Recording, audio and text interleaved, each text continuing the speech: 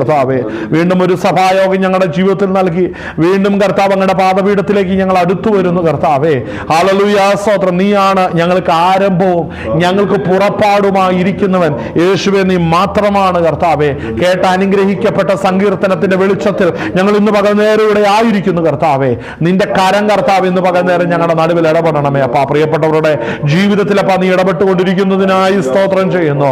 അസാധാരണമായ പ്രതിസന്ധികളും വെല്ലുവിളികളും നടക്കുമ്പോൾ തന്നെ എന്റെ കർത്താവിന്റെ വീര്യങ്ങളെ, അവന്റെ കർത്താവിന്റെ അത്ഭുതങ്ങളെ കാണുവാൻ തക്കവണ്ണം ഞങ്ങളുടെ ആത്മകണ്ണുകൾക്ക് ബലം നൽകുന്നതിനായി സ്തോത്രം ചെയ്യുന്നു. പരിശുദ്ധ പിതാവേ, ഞങ്ങളുടെ കൃപ വ്യാപരിക്കണം, ബലപ്പെടുത്തണമേ. ദൂരത്തും ചാരത്തുമായി ദൈവവചനം കേട്ടുകൊണ്ടിരിക്കുന്ന എല്ലാ പ്രിയപ്പെട്ടവരെ ഓർത്ത് സ്തോത്രം ചെയ്യുന്ന കർത്താവേ, അങ്ങ് ഞങ്ങളോട് സംസാരിക്കണമേ.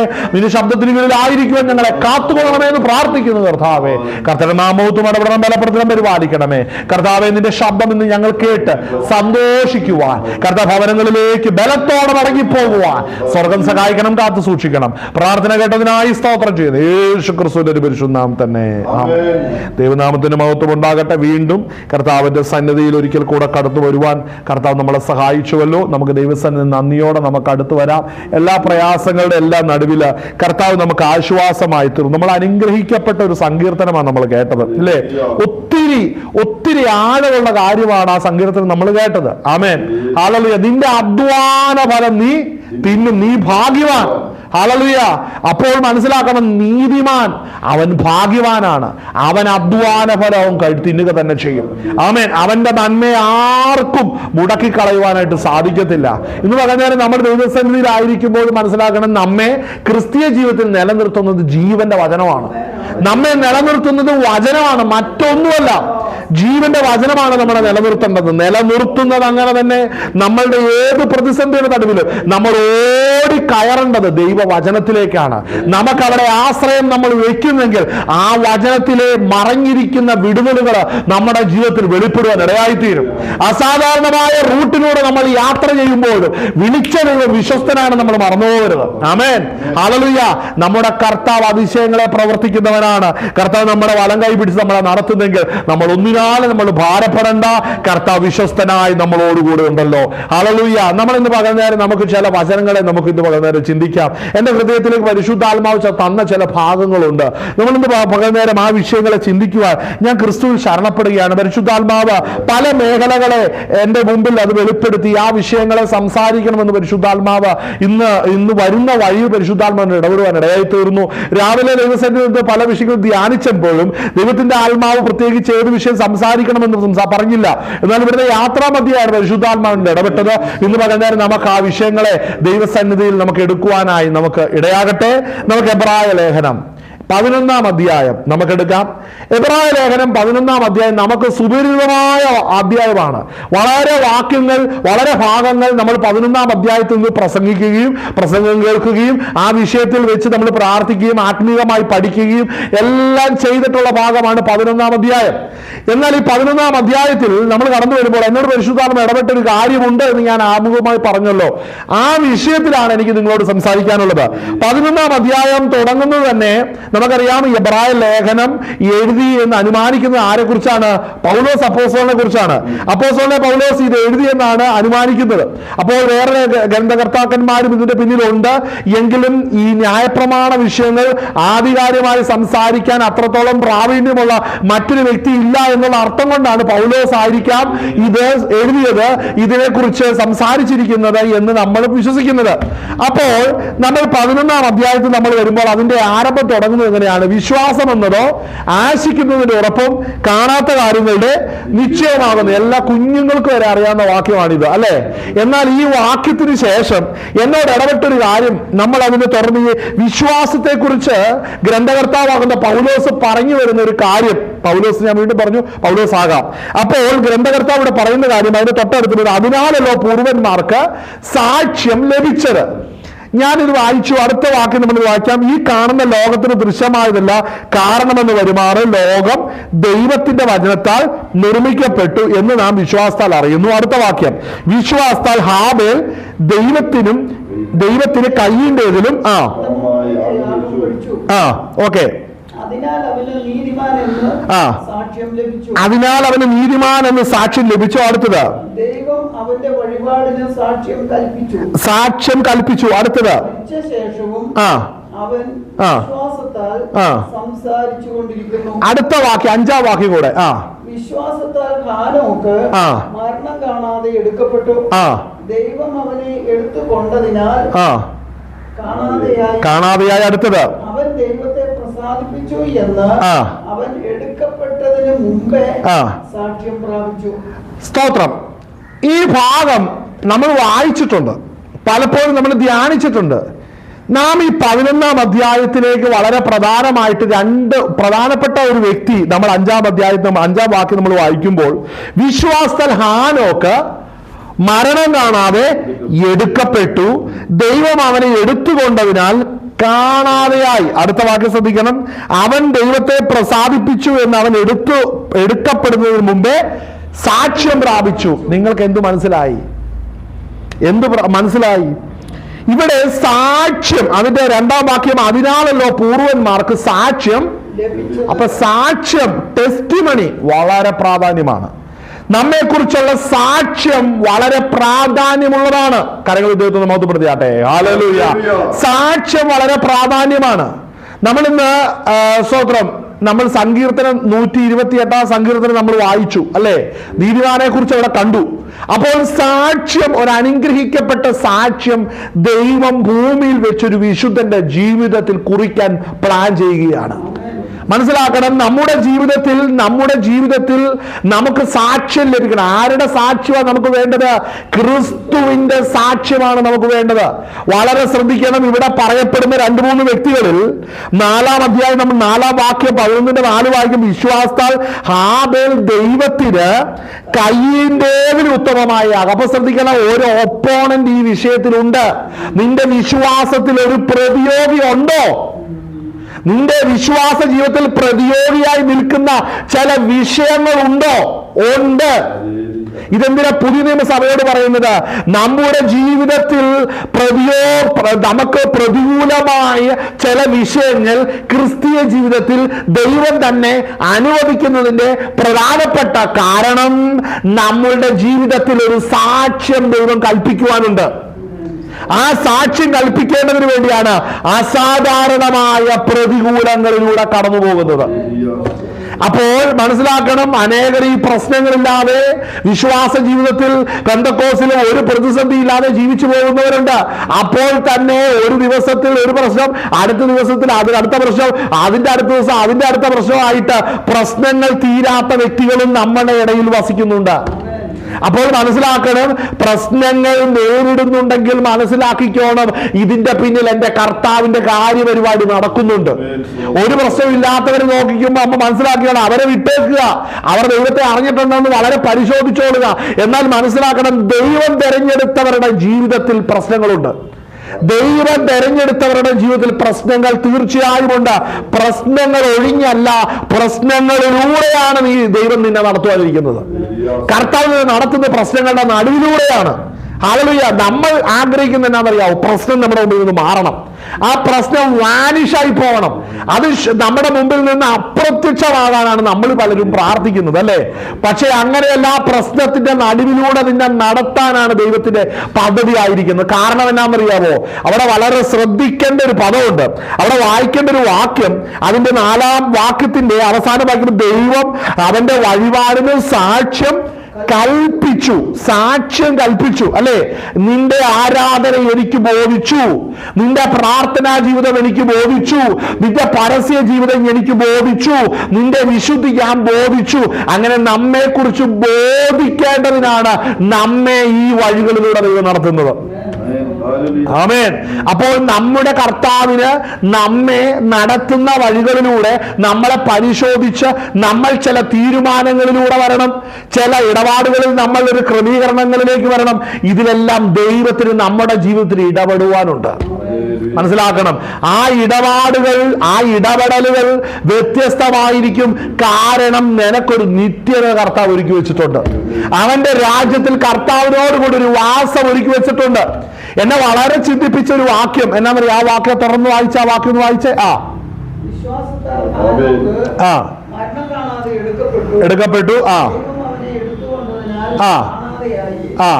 അവൻ ദൈവത്തെ പ്രസാദിപ്പിച്ചു എന്ന് അവൻ എടുക്കപ്പെട്ടതിന് മുമ്പേ സാക്ഷ്യം പ്രാപിച്ചു. അവൻ എടുക്കപ്പെട്ടതിന് മുമ്പേ സാക്ഷ്യം പ്രാപിച്ചു. വായിച്ചോ.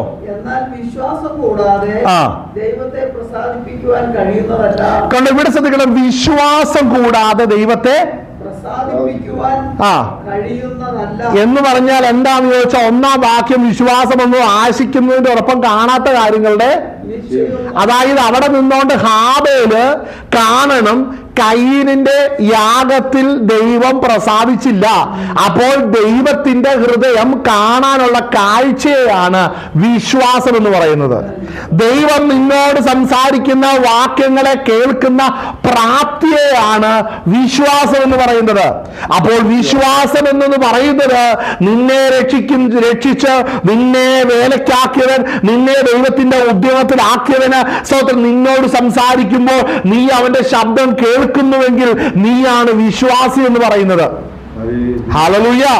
ആരാണ് വിശ്വാസി? ആരാണ് വിശ്വാസി? വിശ്വസിക്കുന്നവനെല്ലാം വിശ്വാസി ആകുന്നില്ല. നിന്റെ ദൈവത്തെ അറിയുന്നവൻ, നിന്റെ ദൈവത്തിന്റെ ശബ്ദം കേൾക്കുന്നവൻ, ദൈവത്തിന്റെ ആലോചന അറിയുന്നവൻ, അവൻ ദൈവസന്നിധിയിൽ ഇരിക്കുന്നെങ്കിൽ അവനാണ് വിശ്വാസി എന്ന് പറയുന്നത്. നമ്മുടെ കർത്താവിന്റെ ഹിതമെന്തെന്ന് അറിയുന്നെങ്കിൽ നാമാണ് വിശ്വാസി. കാരണം എന്താ? അങ്ങനെയാണോ? ഇതൊന്നും അല്ല കേട്ടോ പ്രസംഗ വിഷയം. ഇതൊന്നും അല്ല നമ്മൾ എടുക്കാൻ പോകുന്നത്, വേറെ വിഷയമാണ്. പക്ഷെ ഈ ഫൗണ്ടേഷൻ ഇട്ടാൽ ഇനി പറയുന്ന വിഷയങ്ങളിൽ നമുക്ക് ഗ്രിപ്പ് കിട്ടത്തുള്ളൂ.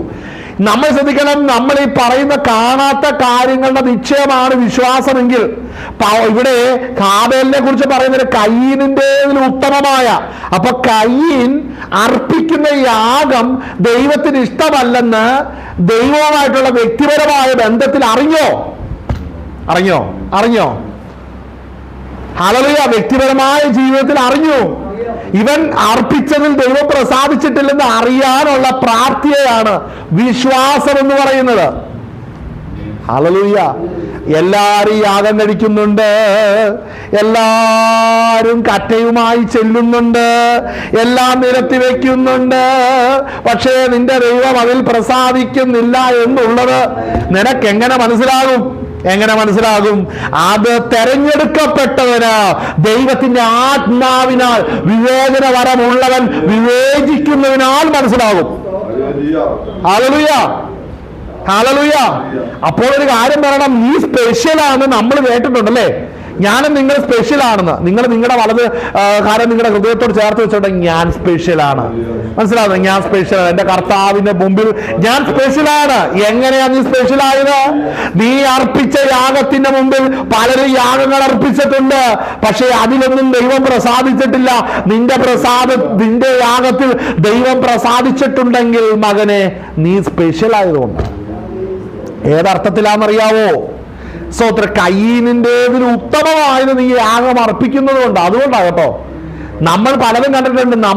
നമ്മുടെ കർത്താവിനെ പ്രസാദിപ്പിക്കാൻ ഒറ്റ വഴിയുള്ളൂ. സ്തോത്ര ചുറ്റും കയീൻ അർപ്പിച്ചതിലും നല്ല യാഗം നീ അർപ്പിക്കണം. ഹല്ലേലൂയ. എന്തിനാണെന്നറിയാവോ? നിത്യതയ്ക്ക് വേണ്ടി. എന്തിനാണത്? ഈ ആയുസ്സിൽ സാക്ഷ്യം ലഭിക്കുവാൻ. ആമേൻ. ഒന്ന് വായിച്ചേ. സോദരോട് വായിക്കുന്നു. വിശ്വാസം കൂടാതെ ദൈവത്തെ പ്രസാദിപ്പിക്കുവാൻ കഴിയുന്നതല്ല. ദൈവത്തിന്റെ അടുക്കൽ വരുന്നവൻ ദൈവം ഉണ്ട് എന്നും തന്നെ അന്വേഷിക്കുന്നവർക്ക് പ്രതിഫലം കൊടുക്കുന്നു എന്നും വിശ്വസിക്കേണ്ടതല്ലോ. കണ്ടോ? എന്നാൽ വിശ്വാസം കൂടാതെ ദൈവത്തെ പ്രസാദിപ്പിക്കുവാൻ ആർക്കും, അതായത് നിന്റെ ആത്മീക ജീവിതത്തിൽ നിന്റെ ചുറ്റും നടക്കുന്ന കാര്യങ്ങളോട് നീ രമ്യപ്പെട്ടു പോകുന്നതല്ല. അത് സംഭവം കയ്യിനാണ്. ഇത് പറയാനൊരു വലിയ കാരണമുണ്ട്. അങ്ങോട്ട് നമ്മൾ എത്തിയില്ല, അവിടെ എത്താൻ പോവാണ്. പരിശുദ്ധാത്മയുടെ ഇടപെട്ട കാര്യമാണ്. സോ അത് നിങ്ങളുമായിട്ട് ഷെയർ ചെയ്തിട്ടേ പോലും സംഭവം മനസ്സിലാക്കണം. നീ പരിമിതിപ്പെട്ടു പോകുന്ന സാരമില്ല, ഇത് മതി ഇങ്ങനെ പോകുന്നത് സംഭവം കയ്യിനാണ്. അതിനോടുകൂടെ ഹാബേലെ നീ ഇരിക്കരുത്. നമ്മളോടും കൂടെ ഉള്ള ദൂതായത്. നമ്മളോ എല്ലാരും ഇങ്ങനെയൊക്കെ ചെയ്യുന്നെങ്കിൽ പിന്നെ ഞാനും ആ കൂട്ടത്തിലാണെങ്കിൽ ഇപ്പൊ എന്നാ? എല്ലാരും കൂടെ പോകുമ്പോ എന്നെ എടുക്കണ്ട, അതല്ലേ ന്യായം? അങ്ങനത്തെ ഒരു തിയറി ദൈവത്തിനില്ല. എന്റെ കർത്താവിന് അങ്ങനെ ഒരു തിയറി ഇല്ല. എന്തെങ്കിലും അർപ്പിച്ചാൽ അത് യാഗമാകുന്നില്ല. എന്തെങ്കിലും അർപ്പിച്ച യാഗമാകുമോ? ആകത്തില്ല. അവിടെ യാഗപീഠം ഉണ്ടാക്കിയെന്ന് വെച്ച് യാഗമാകുന്നില്ല. യാഗപീഠത്തിന്റെ കല്ലുകൾ ഇത്രയുണ്ടെന്ന് വെച്ചത് യാഗമാകുന്നില്ല. ഹല്ലേലൂയ. മനസ്സിലാക്കണം, ദൈവത്തെ പ്രസാദിപ്പിക്കുവാൻ ദൈവത്തിന്റെ ഇഷ്ടം അറിഞ്ഞു വേണം ഈ യാഗം കഴിക്കുവാനായിട്ട്. ദൈവത്തിന്റെ ഇഷ്ടം അറിയാത്ത യാഗമാണെങ്കിൽ കയ്യിലാണ് സംഭവം. കാരണം നിനക്ക് മനസ്സിലാകുന്നുണ്ട്, ദൈവം അവന്റെ യാഗത്തിൽ പ്രസാദിച്ചില്ല, അതെനിക്കറിയാം, കാരണം എന്റെ യാഗത്തിൽ ദൈവം പ്രസാദിച്ചിട്ടുണ്ട് എന്ന തിരിച്ചറിവ് ആത്മാവിൽ പ്രാപിച്ചിരിക്കുന്ന ഹാബേലാണെങ്കിൽ മാത്രമാ നീ വിശ്വാസിയാകുന്നുള്ളൂ. മനസ്സിലാകുന്നുണ്ടോ? വളരെ ഇൻഡെപ്ത് ആയിട്ടുള്ള കാര്യമാണത്. നാം വിശ്വാസിയായിരിക്കുക എന്ന് പറഞ്ഞാൽ സ്തോത്രം, അർപ്പിക്കുന്ന യാഗത്തിൽ ദൈവം പ്രസാദിക്കുന്നുണ്ടോ? മനസ്സിനോട് മനസ്സിലാക്കണം, നമ്മോട് ദൈവം സംസാരിക്കുന്നുണ്ടോ? ഏത് വഴിയിലും ദൈവം സംസാരിക്കുന്നുണ്ടോ? എന്റെ സ്തോത്ര സ്തുതി ആരാധന യാഗങ്ങളെ കർത്താവ് സ്വീകരിക്കുവാൻ കാരണം ഞാൻ പോകുന്ന വഴികളിലൂടെ ദൈവത്തിന്റെ ശബ്ദം കൃത്യമായി കേൾക്കുവാനുള്ള പ്രാപ്തി ഉണ്ടോ? ഇല്ലെങ്കിൽ ഇത് പകരം ഞാനാണെങ്കിലും നിങ്ങളാണെങ്കിലും മടങ്ങി വന്നേ മതിയാകത്തുള്ളൂ. ആമേൻ, ഹല്ലേലൂയ. കാരണം ഇത് നിത്യതയുടെ വിഷയമാണ്. ഇത് ഈ ഭൂമിയിൽ ഈ ആയുസ്സിലുള്ള കേസല്ല, 2-3 ദിവസത്തെ കേസല്ല. ഇവിടെ സാക്ഷ്യം പ്രാപിക്കേണ്ട വിഷയമാണ്.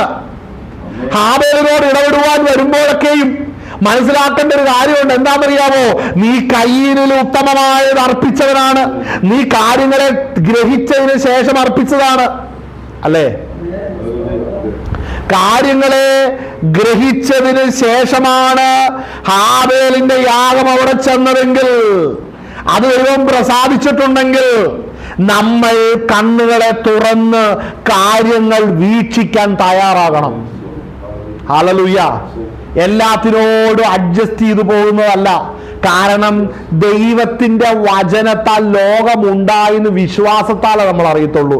സയൻസ് അതിന് നേരെ വിപരീതമാണ്, അല്ലേ? ഹല്ലേലൂയ. ഈ സയൻസ് എത്ര തെളിയിച്ചാലും ആത്മാവാകുന്ന ദൈവത്തെ തെളിയിക്കാൻ ഈ സയൻസിന് പറ്റത്തില്ല. ആത്മാവാകുന്ന കർത്താവ് നിത്യനാണ്.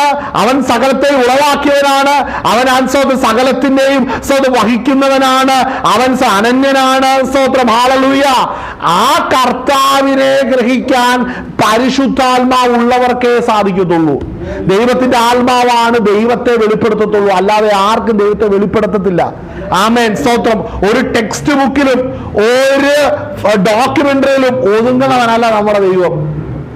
അതുകൊണ്ട് ഇത് വിശ്വാസത്താൽ അറിയുമ്പോൾ ഇന്ന് പകർന്നേരം മനസ്സിലാക്കണം, ഈ ആയുസ്സിലാണ് ഇതെല്ലാം സിസ്റ്റമാറ്റിക് ആയിട്ട് നമ്മൾ അറിയേണ്ടത്. ഈ ആയുസ്സിലാണ്. ഇനി പറയാൻ പോകുന്ന വിഷയം, ഇത് വായിച്ച വാക്കൊന്നും കൂടെ വായിക്കാവോ? അതിന്റെ 5 മുതൽ ഒന്ന് വായിച്ചേ. 11:5. വിശ്വാസത്താൽ ഹാനോക്ക് മരണം കാണാതെ എടുക്കപ്പെട്ടു.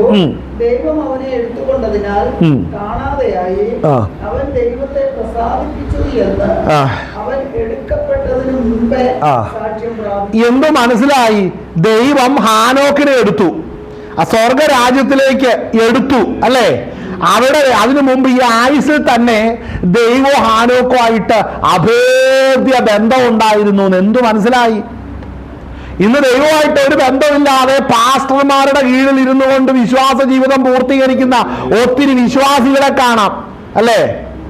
വിശ്വാസമില്ലാത്ത കുറെ വിശ്വാസികൾ, അല്ലേ? ഹല്ലേലൂയ. അങ്ങനെ പറയുന്നതിൽ കുറ്റമൊന്നും അല്ല ഞാൻ പറയുന്നത്. കാരണം തന്നെയാ പറയുന്നത്. കാരണം ഈ വചനപ്രകാരമാണെങ്കിൽ എടുക്കപ്പെടുന്നത് ആരാണെന്നുള്ളതിന് ഉത്തരവാണ് ഗ്രന്ഥകർത്താവാകുന്ന പൗലോസ് 11-ാം അധ്യായത്തിൽ പറയുന്നത്. കാര്യം അവൻ എടുക്കപ്പെടുന്നതിന് മുമ്പേ ദൈവവുമായിട്ട് വ്യക്തമായ ഒരു ബന്ധമുണ്ട്. ശ്രദ്ധിക്കണേ, ഹാനോക്ക് ആരാന്നറിയാമോ? ദൈവത്തോടുകൂടെ നടന്നവൻ. ഇന്നത്തെ തലമുറയ്ക്ക് പ്രത്യേകം എന്താണെന്നറിയാമോ? ഇവൻ നടക്കും ദൈവത്തോട്, എന്റെ കൂടെ വാ, എന്റെ കൂടെ വാ. ഇതാണ് ഇന്നത്തെ തലമുറ, അല്ലേ? ഇന്നത്തെ പ്രത്യേകത എന്നാ? ഇന്നത്തെ പ്രത്യേകം ഹാനോക്കിനെ പോലെയല്ല. ഇന്ന് ഹാനോക്കുമാരില്ല. ഇന്നുള്ളവരെങ്ങനെയാന്ന് പറയാം? ദൈവത്തോട് പറയും, ഇങ്ങോട്ട് വാ, ഞാൻ പറയുന്നിടത്ത് വാ, ഞാൻ പറയുന്നത് ചെയ്യ്, ഞാൻ പറയുന്ന കാര്യത്തെ നോക്ക്. അങ്ങനെ ദൈവത്തെ പഠിപ്പിക്കുന്നവരാണ് ഇന്ന്. പക്ഷെ ദൈവം പറയുന്നത് കേൾക്കുന്നവരല്ല ഇന്നുള്ളത്. ഹാനോക്ക് ദൈവം പറഞ്ഞ് ദൈവത്തോടു കൂടെ നടന്നപ്പോൾ അവസാനം അവനെ എടുത്തുകൊണ്ടു. ഇന്ന് ദൈവം പറഞ്ഞു കേട്ട് ദൈവം പറയുന്നത് പോലെ നടക്കാനാണോ നീ തയ്യാറ്? നിനക്ക് നിത്യതയിൽ എടുക്കപ്പെടാൻ സാധ്യതയുണ്ട്. കർത്താവിന്റെ വരവിൽ നീ എടുക്കപ്പെടാൻ സാധ്യതയുണ്ട്. ഞാൻ ചോദിക്കട്ടെ, ഇതൊക്കെ വെറുതെ പറയുന്നതാണോ? ഇത് വെറുതെ പറയുന്നതാണോ? എടുക്കപ്പെടുന്നതിന്റെ വിഷയമാണ് ഇവിടെ പറയുന്നത്. എടുക്കപ്പെടുന്നതിന്റെ വിഷയം തന്നെ ഇവിടെ പറയുന്നത്. അതിന് വളരെ പ്രധാനപ്പെട്ട ഒരു കാര്യമുണ്ട്. അന്ന് അടുത്ത വാക്യം 6-ാം വാക്യം, എന്നാൽ വിശ്വാസം കൂടാതെ ദൈവത്തെ ദൈവത്തെ പ്രസാദിപ്പിക്കുവാൻ കഴിയുന്നതല്ല. ദൈവത്തിന്റെ അടുക്കൽ വരുന്നവൻ ദൈവമുണ്ട് എന്നും തന്നെ അന്വേഷിക്കുന്നവർക്ക് പ്രതിഫലം കൊടുക്കുന്നു എന്നും വിശ്വസിക്കേണ്ടതല്ലോ. കാരണം അവിടെ പറയുന്ന വാക്യം ശ്രദ്ധിക്കണം. ദൈവം ഉണ്ട് എന്നും ദൈവത്തെ അന്വേഷിക്കുന്നവർക്ക് പ്രതിഫലം കൊടുക്കുന്നു എന്നും വിശ്വസിക്കേണ്ടതല്ല. അപ്പൊ ദൈവസന്നിധി വരുന്ന ഹാനോക്ക് എന്ത് വിശ്വസിക്കണം എന്നറിയാമോ? അവന്റെ ഭവനത്തിൽ എന്നെ ചേർക്കും.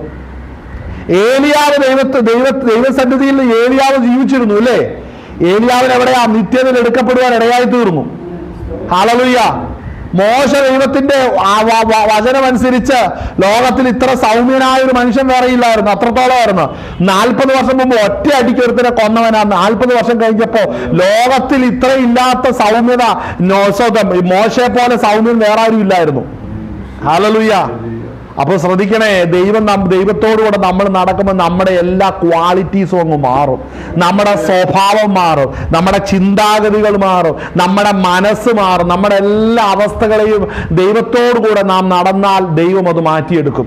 ദൈവത്തോടുള്ള സംസാരത്തിൽ, ദൈവത്തോടുള്ള ഇടപാടിൽ നമ്മൾ ഇടപെടുവാൻ ഇടയായിത്തീരും. ഇത് ചിലർക്ക് വേണ്ടി മാത്രം വെച്ചിരിക്കുന്ന ഒരു പദ്ധതിയല്ല. ഈ പദ്ധതി കൂടെ പോയവരെ ദൈവരാജ്യത്തിൽ ചെല്ലത്തുള്ളൂ. മനസ്സിലാവുന്നുണ്ടോ? ചിലർ ചിന്തിക്കുന്നത് പാസ്റ്റർമാർക്ക് മാത്രമുള്ള ഉത്തരവാദിത്തമാണ്. എന്താണ്? ദൈവത്തോടുകൂടെ നടക്കുക, ദൈവശബ്ദം കേൾക്കുക, ദൈവാലോചന കേൾക്കുക എന്ന് പറയുന്നത് പാസ്റ്റർമാരുടെ മാത്രമുള്ള ഡ്യൂട്ടിയാണ്. ഒരിക്കലുമല്ല. ഇത് എല്ലാവരുടെയും ഡ്യൂട്ടിയാണ്. ദൈവശബ്ദം കേട്ടവർ മാത്രമേ അക്കരെ നാട്ടി പോകത്തുള്ളൂ. അതുകൊണ്ടാണ് ആ വാക്യം ആ നിലവാരത്തിൽ പറഞ്ഞത്. സ്തോത്രം. ഇവിടെ ഹാനോക്ക് ദൈവത്തോടു കൂടെ നടന്നു അല്ലേ? അതുകൊണ്ട് ദൈവം അവനെ എടുത്തുകൊണ്ടു. അപ്പോൾ 11-ാം അധ്യായത്തിന്റെ അകത്ത് വിശ്വാസത്തെ കുറിച്ച് ഈ ഗ്രന്ഥകർത്താവ് ഇത് പറയണമെന്നുണ്ടെങ്കിൽ സഭ എടുത്തുകൊള്ളപ്പെടുമ്പോൾ ആരെടുത്തുകൊള്ളപ്പെടുമെന്നുള്ളതിനെ കുറിച്ച് വ്യക്തത നൽകുകയാണ് ചെയ്യുന്നത്. കാണാത്ത കാര്യങ്ങളെ കുറിച്ചാണ് ഇവിടെ പറയുന്നതെങ്കിൽ കാണാത്ത കാര്യമാണ് ദൈവരാജ്യം, സ്വർഗീയ യെരൂശലേം, സ്വർഗീയ സിയോൻ എന്നൊക്കെ പറയുന്നത് ദൈവത്തിന്റെ രാജ്യമാണ് അല്ലേ? ഹല്ലേലൂയ. ദൈവത്തിന്റെ പട്ടണം, മഹാരാജാവിന്റെ പട്ടണമാണ് സ്വർഗീയ യെരൂശലേം. അവിടെ നമ്മൾ ചെല്ലേണ്ടതാണ്. നമ്മളുടെ നിത്യമായ ഭവനമാണത്. ആമേൻ. ദൈവം വസിക്കുന്ന സ്വർഗീയ സിയോൻ ഉയരം കൊണ്ട് മനോഹര, സകല സ്തോത്രം കാലലെ സകല ജഡങ്ങൾക്കല്ല, സകല കണ്ണുകൾക്ക് ആനന്ദമാണത്. ഇത് നമ്മൾ തിരിച്ചറിയണം. ആരാണ് ദൈവരാജ്യത്തിൽ ചെല്ലുന്നത്? ആരാണ് ദൈവരാജ്യത്തിൽ ചെല്ലുന്നത്? വിശ്വാസമുള്ളവരാണെന്ന് നമ്മൾ പറയും. വിശ്വാസത്തിന്റെ ഡെഫിനിഷനാണ് ഇവിടെ പറയുന്നത്. ദൈവത്തോടുകൂടെ നടക്കുന്നവർ, കയ്യിനേക്കാൾ ഉത്തമമായ യാഗം കഴിച്ചവർ. ഇതാണ് വിശ്വാസത്തിന്റെ ഡെഫിനിഷൻ. അപ്പോൾ വെറുതെ കയ്യും കെട്ടിയിരിക്കുന്നവരല്ല. ചില പ്രവൃത്തികളുണ്ട്, ചില യാത്രകളുണ്ട്. അത് ദൈവത്തോടൊത്തായിരിക്കണം. നമ്മൾ തോറ്റുപോകുന്ന വഴികളിൽ നടന്ന് യാത്ര ചെയ്ത് ജയിച്ചവരെ കുറിച്ചായി പറയുന്നത്. ഹാനോക്ക് എത്ര വർഷം ഭൂമി ജീവിച്ചു? 400, 450, 300 അല്ലേ? സ്തോത്രം. 300 വർഷത്തോളം ദൈവത്തോടു കൂടെ നടന്നു എന്നാ പറയുന്നത്. അപ്പോൾ അത്രയും കാലഘട്ടം ദൈവത്തോടു കൂടെ നടന്ന ഹാനോക്കിനെ കുറിച്ച് പറയുക. ഇവിടെ രക്ഷിക്കപ്പെട്ടതിന് നേരെയുവേ എത്ര ദിവസം ദൈവത്തിന്റെ കൃപയ്ക്കില് സ്തോത്രം ആശ്രയിച്ചിരുന്നിട്ടുണ്ട്, തോന്നിവാസവും പാപമൊന്നും ചെയ്യാതെ. ഹല്ലേലൂയ. എത്ര പേര് ഇരുന്നിട്ടുണ്ട്? അനേകർക്ക് ഇത് കേൾക്കണ്ടേ? ചിലർ ചിന്തിക്കുന്നത് ഇതൊന്നും കേൾക്കാതിരുന്ന് കഴിഞ്ഞ് എടുക്കപ്പെടുന്നു. കാര്യം ഞാൻ കേട്ടില്ലല്ലോ. അങ്ങനെ വിശ്വസിക്കുന്ന കുറെ പേരുണ്ട്. കാര്യം ഇതൊക്കെ അറിഞ്ഞാലേ പ്രശ്നമുള്ളൂ. ഒന്നും അറിയാതിരുന്നാൽ ന്യായവിധിയില്ല. കർത്താവ് എന്ന് വരുമ്പോഴത്തേനും നമുക്ക് പറയും, ഞാൻ ഒന്നും അറിഞ്ഞില്ല കർത്താവ്, അങ്ങനെയാണ് പിന്നെ നിന്നെ എടുത്തേക്ക്. അങ്ങനെ വിശ്വസിച്ചിരിക്കുന്ന കുറെ പേരുണ്ട്. അതെ, അങ്ങനെ വിശ്വസിച്ചിരിക്കുന്ന ഒത്തിരി പേരുണ്ട്. അങ്ങനെയാണെങ്കിൽ ഞാൻ നിന്നെ എടുത്തേക്കാം അല്ലേ? അങ്ങനെ കർത്താവ്, അങ്ങനെ നിന്നെ ഈ കാര്യങ്ങളൊന്നും പറഞ്ഞു തരാൻ ആരും ഇല്ലായിരുന്നല്ലേ? ഭയങ്കരമായി പോയി, എന്നാലും നിന്നെ കൈവിടുന്നില്ല, നിന്നെ എടുക്കാൻ പോവാ. അങ്ങനെ ആരെയും കൊണ്ടുപോകുന്നു വചനം പറയുന്നില്ല. അങ്ങനെ ആരും എടുക്കപ്പെടത്തില്ല. കർത്താവിന് കൂടെ നടന്നവരുടെ ലിസ്റ്റേ ഇവിടെ പറയുന്നുള്ളൂ. ഹല്ലേലൂയ. അപ്പൊ ഞാൻ പറയുന്നേ, ഇതൊക്കെ എന്തിനാ ഇവിടെ പറയുന്നേ? ഒരു പ്രധാനപ്പെട്ട വിഷയം പറയാണ്. ആമേൻ. ഹല്ലേലൂയ. അതിന്റെ 10-ാം അധ്യായം 24-ാം വാക്യം മുതൽ വായിച്ചേ. ഇനിയാണ് സംഭവം കിടക്കുന്നത്. വായിച്ചേ. ചിലർ ചെയ്യുന്നത് പോലെ നമ്മുടെ സഭായോഗങ്ങളെ ഉപേക്ഷിക്കാതെ തമ്മിൽ പ്രബോധിപ്പിച്ചുകൊണ്ട് സ്നേഹത്തിനും സൽപ്രവൃത്തികൾക്കും ഉത്സാഹം വർദ്ധിപ്പിക്കുവാൻ അന്യോന്യം സൂക്ഷിച്ചുകൊള്ളുക. ഇവിടെ ശ്രദ്ധിക്കണം. ഗ്രന്ഥകർത്താവ് ഇവിടെ പ്രത്യേകിച്ച് പറയുന്ന ഒരു കാര്യമുണ്ട്. സഭായോഗങ്ങളെ ഉപേക്ഷയായി വിചാരിക്കാതെ എന്തൊക്കെ ചെയ്യണം അവിടെ പറയുന്നത്? തമ്മിൽ പ്രബോധിപ്പിച്ചുകൊണ്ട് സ്നേഹത്തിനും സ്നേഹം, സൽപ്രവൃത്തി, ഉത്സാഹം വർദ്ധിപ്പിക്കുവാൻ അന്യോന്യം സൂക്ഷിച്ചുകൊള്ളുക. അടുത്തത് അതായത് യേശുക്രിസ്തുവിന്റെ വരവ് അടുക്കുന്നു എന്ന് കാണുമ്പോൾ ഇനി ശ്രദ്ധിക്കണേ, ഇനി പ്രധാനപ്പെട്ട ചില വാക്യങ്ങൾ അതിന്റെ കീഴക്കിടപ്പുണ്ട്. ഇത് ഞാൻ ഇൻട്രോ പോലെ ഇപ്പൊ പറയുകയാണ്, ഇൻട്രൊഡക്ഷൻ പോലെ പറയുകയാണ്. ഇനി വായിക്കാൻ പോകുന്ന ചില വാക്യങ്ങൾ നമ്മൾ ചിന്തിക്കുന്നത് എന്തോ വലിയ കൊടിയ പാതകങ്ങൾ ചെയ്തവരുടെ കാര്യത്തെക്കുറിച്ചാണ് തുടർന്നുള്ള വാക്യങ്ങൾ പറയുന്നത് നമ്മൾ മനസ്സിലാക്കി വെച്ചിരിക്കുന്നത്. പക്ഷേ ഗ്രന്ഥകർത്താവ് ഉദ്ദേശിക്കുന്നത് എന്താണെന്നറിയാമോ? സഭായോഗം മുടക്കുന്നതിന്റെ വിഷയത്തെ കുറിച്ചാണ് പറയുന്നത്. സഭായോഗം മുടക്കുന്നത് അത്ര വലിയ വിഷയമാണോ? അത്ര വലിയ വിഷയമാണോ? എന്നാൽ അത് വലിയ വിഷയമാണ്. എത്രത്തോളം വലിയ വിഷയമാണ് നമുക്ക് തുടർന്ന് വായിക്കാം. വായിച്ചാട്ടെ. സത്യത്തിന്റെ പരിജ്ഞാനം ലഭിച്ച ശേഷം ഞാൻ ചോദിക്കട്ടെ, സത്യത്തിന്റെ പരിജ്ഞാനം ലഭിച്ചെങ്കിൽ അത് നിനക്ക് എപ്പോഴാണ് ലഭിച്ചത്? രക്ഷിക്കപ്പെട്ടപ്പോഴാണ്, അല്ലേ? പരിശുദ്ധാത്മാവാണ് നിനക്ക് സത്യത്തിന്റെ പരിജ്ഞാനം നൽകുന്നത്. അപ്പൊ ആത്മാവിലുള്ള ആരാധന വളരെ പ്രാധാന്യമുള്ളതാ, കൂട്ടായ്മയ്ക്ക് വളരെ പ്രാധാന്യമുള്ളതാണ്.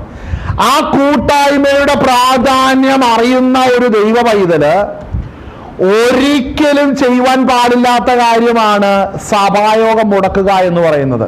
അപ്പോൾ സഭായോഗം മുടക്കുക എന്ന് പറഞ്ഞാൽ സഭായോഗത്തിലാണ് എന്തൊക്കെ വരേണ്ടത്? അവിടെ സ്നേഹം വർദ്ധിപ്പിക്കുന്നത് സഭായോഗത്തിലാണ്, അല്ലേ? അടുത്തത് എന്താണ് അവിടെ വരുന്നത്? അവിടെ സ്തോത്രം, അവിടെ എന്തൊക്കെ ചെയ്യണം? പ്രബോധനം നടക്കണം. കണ്ടോ? സൽപ്രവർത്തികൾ, സ്നേഹം വേണം, സൽപ്രവർത്തികൾ ഉത്സാഹിപ്പിക്കണം, അല്ലേ? പ്രബോധനം വേണം, സ്നേഹം വേണം, സൽപ്രവർത്തികളിൽ ഉത്സാഹിപ്പിക്കണം. ഇത് മൂന്നും നടക്കേണ്ടത് സഭയ്ക്കകത്താണ്. അപ്പോൾ എല്ലാ പ്രവൃത്തികളെ കുറിച്ച് വളരെ ആഴമായ പരിശോധനകളും സംസാരങ്ങളും ഉപദേശങ്ങളും വെളിപ്പെടേണ്ട ഇടമാണ് സഭായോഗം എന്ന് പറയുന്നത്. അപ്പോൾ അതിൻ്റെ അകത്ത് ദൈവത്തിന്റെ ആത്മാവ് സ്തോത്രം ഇടപെടുന്ന ദൈവത്തിന്റെ ദാസനാകട്ടെ, പ്രവാചകന്മാരാകട്ടെ, അപ്പോസ്തലന്മാരാകട്ടെ, ഉപദേഷ്ടാക്കന്മാരാകട്ടെ, അവരെ പരിശുദ്ധാത്മാവ് നടത്തുമ്പോൾ അവരിൽ പകരപ്പെട്ടിരിക്കുന്ന കൃപയ്ക്കൊത്തവണ്ണം അവരുപദേശിക്കണം. അത് സ്നേഹത്തിൽ വർദ്ധിച്ചു വരണം, സത്പ്രവർത്തികളിൽ അത് സഹിഷ്ണുതയുള്ളവരായിരിക്കണം, ഉത്സാഹമുള്ളവരായിരിക്കണം. ഇത് സംഭവിക്കേണ്ടത് സഭായോഗത്തിന്റെ അകത്താണ്. ഞാൻ പറഞ്ഞു യേശുക്രിസ്തുവിന്റെ വരവിൽ ആര് പോകും? അപ്പൊ നമ്മൾ പറഞ്ഞു, ഈ വാക്യം എടുത്ത് വായിച്ചു, 11-ാം അധ്യായത്തിൽ ചെന്നു, ഈ വാക്യം വായിച്ചു. ഇതിന് വായിക്കാൻ പോകുന്ന വാക്യം നമ്മൾ പലപ്പോഴും ചിന്തിച്ചെന്തോ വലിയ കുറ്റകൃത്യം ചെയ്തവരെ കുറിച്ചാണ് ഈ വാക്യങ്ങൾ പറയുന്നത്. ആ കുറ്റകൃത്യം എന്തോ ബൈബിളിൽ എഴുതപ്പെടാത്ത കുറ്റകൃത്യങ്ങൾ പോലെയാണ്. പക്ഷെ അങ്ങനെയല്ല. ഈ കുറ്റകൃത്യം ഇനി പറയപ്പെടാൻ പോകുന്ന വിഷയങ്ങൾ പറയുമ്പോൾ ആരാണ് ആ കുറ്റത്തിന് യോഗ്യരെന്നറിയാവോ? സഭായോഗം മുടക്കുന്നവരാണ്. വായിച്ചോ? വായിച്ചോ? സത്യത്തിന്റെ പരിജ്ഞാനം ലഭിച്ച ശേഷം ഞാൻ ചോദിക്കട്ടെ, എങ്ങനെയാ മനഃപൂർവ്വം പാപം ചെയ്യുന്നത്? ഞാൻ ചോദിക്കട്ടെ, ഇത് കേട്ടിട്ട് നമ്മൾ വെള്ളത്തിൽ സ്നാനമേറ്റ വ്യക്തി, കർത്താവിന്റെ ഒന്നാമത്തെ കൽപ്പന അല്ലേ? പുതിയ നിയമ ശുശ്രൂഷയിൽ ഒന്നാമതായി പറഞ്ഞിരിക്കുന്നത് സ്നാനമാണ്. രണ്ടാമത് പറഞ്ഞിരിക്കുന്നത് എന്താണ്? കർത്തൃമേശ. കർത്തൃമേശയ്ക്കകത്ത് പങ്കില്ലെങ്കിൽ അവൻ കർത്താവുമായിട്ട് പങ്കില്ല. അപ്പൊ സത്യത്തിന്റെ പരിജ്ഞാനം എന്ന് പറയുമ്പോൾ എന്ത് മനസ്സിലായി? അവന്റെ അകൃത്യങ്ങളെ പുത്രൻ വഹിച്ചുകൊണ്ട് അവന് പാപമോചനം ലഭിച്ചു.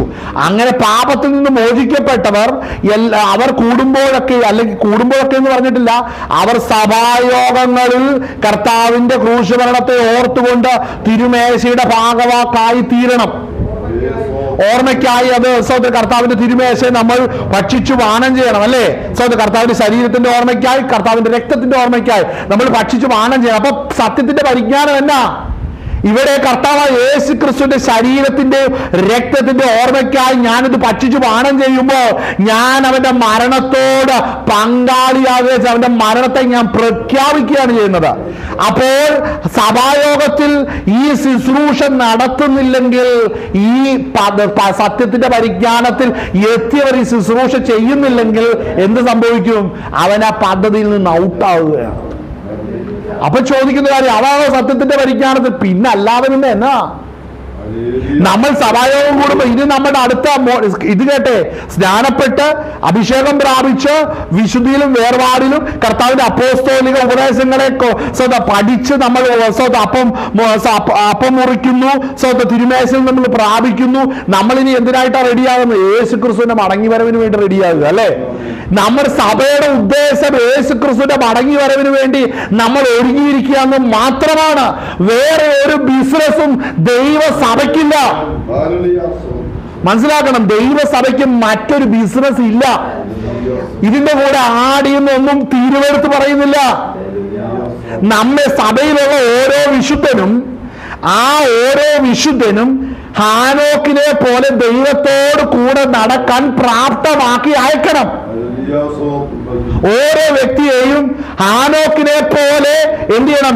ദൈവത്തോടു കൂടെ നടക്കാൻ പ്രാപ്തനാക്കി അയക്കേണ്ട ഡ്യൂട്ടിയാണ് സഭയ്ക്കുള്ളത്. അടുത്തത്, ഹാബേലിനെ പോലെ കയീനിലും ഉത്തമമായ യാഗം കഴിക്കാൻ പ്രാപ്തമാക്കി അയക്കണം. അതാണ് സഭയുടെ ഉത്തരവാദിത്വം. ഗ്രഹിക്കുന്നുണ്ടോ? ഇതിന്റെ അപകടം എന്താണെന്നറിയാവോ? അപകടം അടുത്ത വാക്യങ്ങൾ വായിക്കുമ്പോൾ അവിടെ സത്യത്തിന്റെ പരിജ്ഞാനം ലഭിച്ച ശേഷം നാം നാം മനഃപൂർവ്വം പാപം ചെയ്താൽ പാപങ്ങൾക്ക് വേണ്ടി ഇനി ഒരു യാഗവും ശേഷിക്കാതെ ന്യായവിധിക്കായി ഭയങ്കരമായ ഒരു പ്രതീക്ഷയും എതിരാളികളെ ദഹിപ്പിക്കുവാനുള്ള ക്രോധാഗ്നിയുമേയുള്ളൂ. അവിടെ വളരെ ശ്രദ്ധിക്കേണ്ട ഒരു പദമാണ്. നമ്മൾ ആ വായിച്ച വാക്യം കണ്ടോ? അവിടെ വായിക്കുന്ന എന്താണ്? സത്യത്തിന്റെ പരിജ്ഞാനം ലഭിച്ച ശേഷം നാം മനഃപൂർവ്വമായി പാപം ചെയ്താൽ പാപങ്ങൾക്ക് വേണ്ടി ഇനി ഒരു യാഗവും ശേഷിക്കാതെ ന്യായവിധിക്കായി ഭയങ്കരമായ ഒരു പ്രതീക്ഷയും എതിരാളികളെ ദഹിപ്പിക്കുന്ന ക്രോധാഗ്നിയേ ഉള്ളൂ. അപ്പൊ ശ്രദ്ധിക്കണം, ഈ തിരുമേശ ശുശ്രൂഷയിലേക്ക് വരുമ്പോൾ നടക്കുന്നത് എന്താ? ഒന്ന് പറഞ്ഞേ. നാം നമ്മുടെ പാപങ്ങളെ ഏറ്റുപറഞ്ഞ് നമ്മുടെ മനസാക്ഷിയിൽ ക്രിസ്തുവിൽ നമ്മൾ നല്ല മനസാക്ഷിയുള്ളവരായി തീർന്നിട്ടാണ് എന്ത് ചെയ്യേണ്ടത്? ഹല്ലേലൂയ, നമ്മൾ തിരുമേശയിലേക്ക് വരേണ്ടത് അല്ലേ? തിരുമേശയിലേക്ക് ഒരു പാവം വെച്ചിട്ട് എടുക്കാൻ പറ്റുമോ? പറ്റത്തില്ല. ഏറ്റു പറഞ്ഞ് ഉപേക്ഷിച്ചിട്ടേ ഇത് എടുക്കാൻ പറ്റത്തുള്ളൂ. അപ്പോൾ ദിനംതോറും അല്ലെങ്കിൽ കൂട്ടായ്മ സഭായോഗങ്ങളിൽ നടക്കുന്ന ഈ ശുശ്രൂഷയിൽ ഒരുവൻ പങ്കാളിയാകുന്നില്ലെങ്കിൽ അവൻ ക്രിസ്തുവിനോട് ബന്ധമില്ലാതെ ഇരിക്കുന്നവനാണ് മനഃപൂർവ്വമായി പാപം ചെയ്യുന്നവന് എന്ത് ശിക്ഷയാണ് അവിടെ കിട്ടുന്നത് എഴുതി വെച്ചിരിക്കുന്നത്, അതിലേക്ക് അവൻ ചെല്ലുന്നു. അതായത് അവൻ ദിനംതോറും അവന്റെ അങ്കി അലക്കി വെളുപ്പിക്കാൻ തയ്യാറല്ല. മനസ്സിലായി? അങ്കി അലക്കി വെളുപ്പിച്ച് വേണം നമ്മൾ കാത്തിരിക്കുവാൻ. ഹല്ലേലൂയ. എന്നാൽ ഈ സഭായോഗം മുടക്കുന്നവരെ സംബന്ധിച്ച് അവർ അങ്കി അലക്കുന്നില്ല. അവർ സഭായോഗം മുടക്കിയാൽ അങ്കി അലക്കാത്തവരായി തീരുന്നു. അവരിൽ കറ പിടിക്കുന്നു, അശുദ്ധി വരുന്നു, അവരുടെ മേൽ അവകാശം വരും. അപ്പൊ എത്ര ഇമ്പോർട്ടന്റ് ആണ് ഈ തിരുമേശ എന്നറിയാവോ? തിരുമേശയുടെ ഗൗരവമില്ലാതെ സഭകളിൽ അയോഗ്യമായി പലതും പ്രവർത്തിക്കുന്നതുകൊണ്ടാണ് പാപികൾ സഭയ്ക്കകത്ത് കൂട്ടായ്മയ്ക്കകത്ത് നിന്ന് വർദ്ധിച്ചു വരുന്നത്. ഇതിന്റെ ഗൗരവത്തിലേക്ക് അവരെ കൊണ്ടുവരുന്നില്ല. അവർ ചിന്തിക്കുന്നതിനാണ് സഭായോഗം നടക്കുന്നത്. പാസ്റ്റർക്ക് വേണ്ട പണി ഇല്ല അങ്ങട്ടാ, ചുമ്മാ ഞങ്ങളെ വിളിച്ചു വരുത്തുന്നത്. ഇതോ എല്ലാവരും പോയിട്ടാണോ? കോവിഡിന്റെ കാലത്ത് എല്ലാവരും സഭായോഗത്തിന് പോയോ? പക്ഷെ കർത്താവ് നോക്കി എന്നാന്നറിയാവോ? വേണ്ടവൻ ചെല്ലണം. എന്തിനാണെന്നറിയോ? ദൈവരാജ്യത്തിലേക്ക് എടുക്കപ്പെടുന്നവരുടെ റിക്രൂട്ടിംഗ് നടന്നുകൊണ്ടിരിക്കുക. ഇത് റിക്രൂട്ടിംഗ് മനസ്സിലാവുന്നുണ്ടോ? ദൈവരാജ്യത്തിലേക്കുള്ള റിക്രൂട്ടിംഗ് നടന്നുകൊണ്ടിരിക്കുക. ഇതിൽ പാസ്സായാല കാഹളശബ്ദം കേൾക്കത്തുള്ളൂ. ഇതിൽ അനേകർ ഫെയിലായിക്കൊണ്ടിരിക്കുകയാണ്. പ്രധാനപ്പെട്ട കാര്യം സഭായോഗ അലക്ഷ്യമായി കാണും. നമ്മൾ ഇന്നു മുതൽ വളരെ ശ്രദ്ധിച്ചോണമേ. യേശു ക്രിസ്തുവിന്റെ വരവരെയും ഈ സഭായോഗം നമ്മൾ അലക്ഷ്യമായി കാണരുത്. കാണരുത്, ഒരിക്കലും അലക്ഷ്യമായി കാണരുത്. നമ്മൾക്ക് നിത്യതയിൽ ദൈവരാജ്യത്തിൽ പോകണമോ, നമ്മളിത് ഗൗരവത്തോടു കൂടെ തന്നെ കണ്ടേ പറ്റത്തുള്ളൂ. വീണു പോകുന്നവരെയൊക്കെ വിട്ടേര്, നമ്മളതൊന്നും നമ്മുടെ വിഷയമല്ല. നാം ഓടുക, ബിരുദ് പ്രാപിക്കുക. ഹല്ലേലൂയ. അവിടെ വായിക്കുന്ന വളരെ ശ്രദ്ധിക്കണം. എന്താണ് ഞാൻ ചോദിക്കട്ടെ, ഈ സഭായോഗം മുടക്കുന്നവനാണോ ഇത്ര കട്ടിയേറിയൊരു വാക്യം അവിടെ കൊടുക്കുന്നത്? ആണ്. നമ്മൾ വിശ്വസിക്കുമോ പറഞ്ഞാൽ? നമ്മൾ ചിന്തിക്കുന്നത് സഭായോഗം ചെറിയ കാര്യം, ഒരു ചെറിയ കാര്യമാണ് അല്ലേ? അല്ല, സഭായോഗം മുടക്കുന്നത് വലിയ തെറ്റാണ്. രക്ഷിക്കപ്പെട്ടവന് സ്ഥാനപ്പെട്ട വ്യക്തി സഭായോഗം മുടക്കുന്നത് വലിയ തെറ്റാണ്. ഇനി ഞാൻ അതിനെ എക്സ്പ്ലെയിൻ ചെയ്തു വരാം. വായിച്ചേ, അടുത്ത വാക്യം വായിച്ചേ. ന്യായവിധിക്കായി ഭയങ്കരമായ ഒരു പ്രതീക്ഷയും എതിരാളികളെ ദഹിപ്പിക്കുവാനുള്ള ക്രോധാഗ്നിയുമേയുള്ളൂ. അടുത്തത് മോശയുടെ ന്യായപ്രമാണം അനുസരിക്കാത്തവന് കരുണ കൂടാതെ 2-3 സാക്ഷികളുടെ വാമൊഴി കേട്ട് മരണശിക്ഷ കൽപ്പിക്കുന്നുവല്ലോ. ഇതെങ്ങനെ ഇപ്പൊ പറയുന്നേ? അപ്പോൾ ഈ സഭായോഗം മുടക്കുന്നവന് അവൻ നാശത്തിലേക്ക് തന്നെയാ പോകുന്നത്. കണ്ടോ, മരണശിക്ഷ. അപ്പോൾ ഒരു കാര്യം മനസ്സിലാക്കണം, നമ്മുടെ ക്രിസ്തീയ ജീവിതത്തിന്റെ അകത്ത് മരണം അഭിമുഖീകരിക്കുന്ന ആരെങ്കിലും ഉണ്ടെങ്കിൽ അവന്റെ പുറകിൽ സഭായോഗം എങ്ങനെയായിരുന്നു, തിരുമേശ എങ്ങനെയായിരുന്നു എന്നുള്ളത് വളരെ പരിശോധിക്കണം. വായിച്ചേ, അടുത്തത്. ഇവിടെ ശ്രദ്ധിക്കേണ്ട ഒരു വാക്യവാ, ദൈവപുത്രനെ എങ്ങനെ ചവിട്ടിക്കളയുന്നത്? അവിടെ നമ്മൾ ആദ്യം ഇവിടെ വായിച്ചു, സത്യത്തിന്റെ പരിജ്ഞാനം ലഭിച്ചതിന് ശേഷം നാം മനഃപൂർവ്വം പാപം ചെയ്യോ, അത് വലിയൊരു കുറ്റത്തെ കുറിച്ചാണല്ലോ പറയുന്നത്. വീണ്ടും ഇവിടെ പറയുന്നത് എന്താണ്? ദൈവപുത്രനെ ചവിട്ടിക്കളയോ. അത് വളരെ തീവ്രമായ കാര്യമല്ലേ? ഏതർത്ഥത്തിലാ പൗലോസെ അങ്ങനെ പറയുന്നേ? എബ്രായ ലേഖനകർത്താവ് എന്തുകൊണ്ടാണ് അങ്ങനെ പറയുന്നത്? ദൈവപുത്രനെ ചവിട്ടിക്കളയുക എന്ന പദം ഉപയോഗിക്കുന്നതിന്റെ കാരണം എന്താണ്? അപ്പോൾ ഇതിൻ്റെ അകത്ത് ഹൈഡായിട്ടിരിക്കുന്ന ഒരു കാര്യമുണ്ട്. അത് സഭായോഗം തന്നെയാണ്.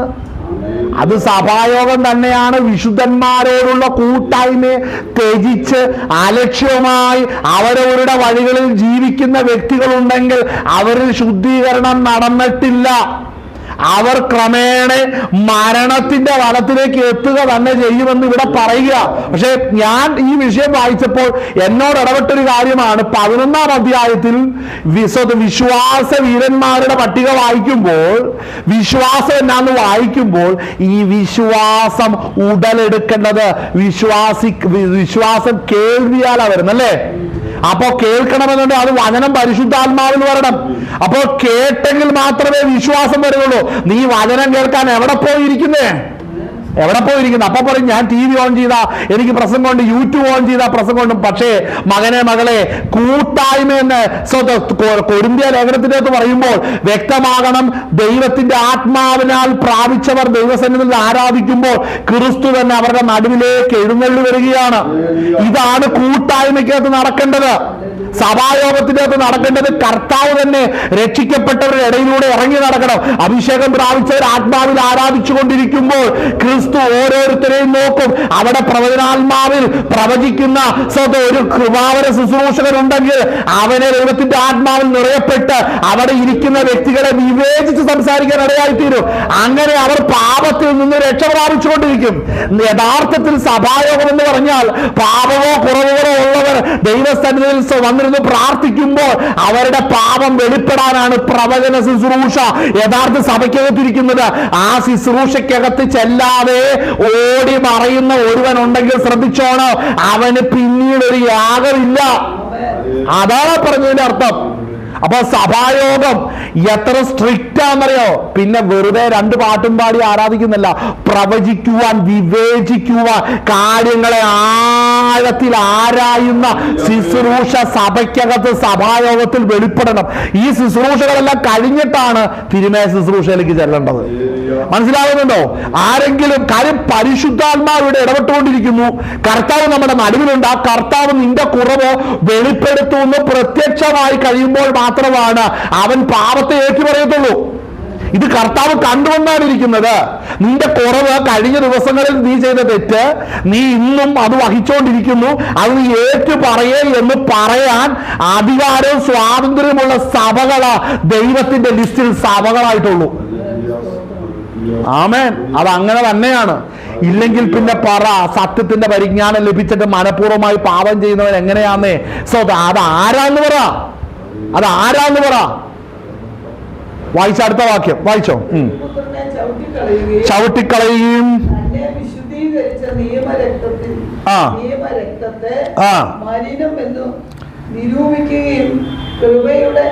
അവിടെ നിന്ന് അവിടെ നമുക്കൊന്ന് വായിക്കാം. ദൈവപുത്രനെ ചവിട്ടിക്കളയും തന്നെ വിശുദ്ധീകരിച്ച നിയമരക്തത്തെ.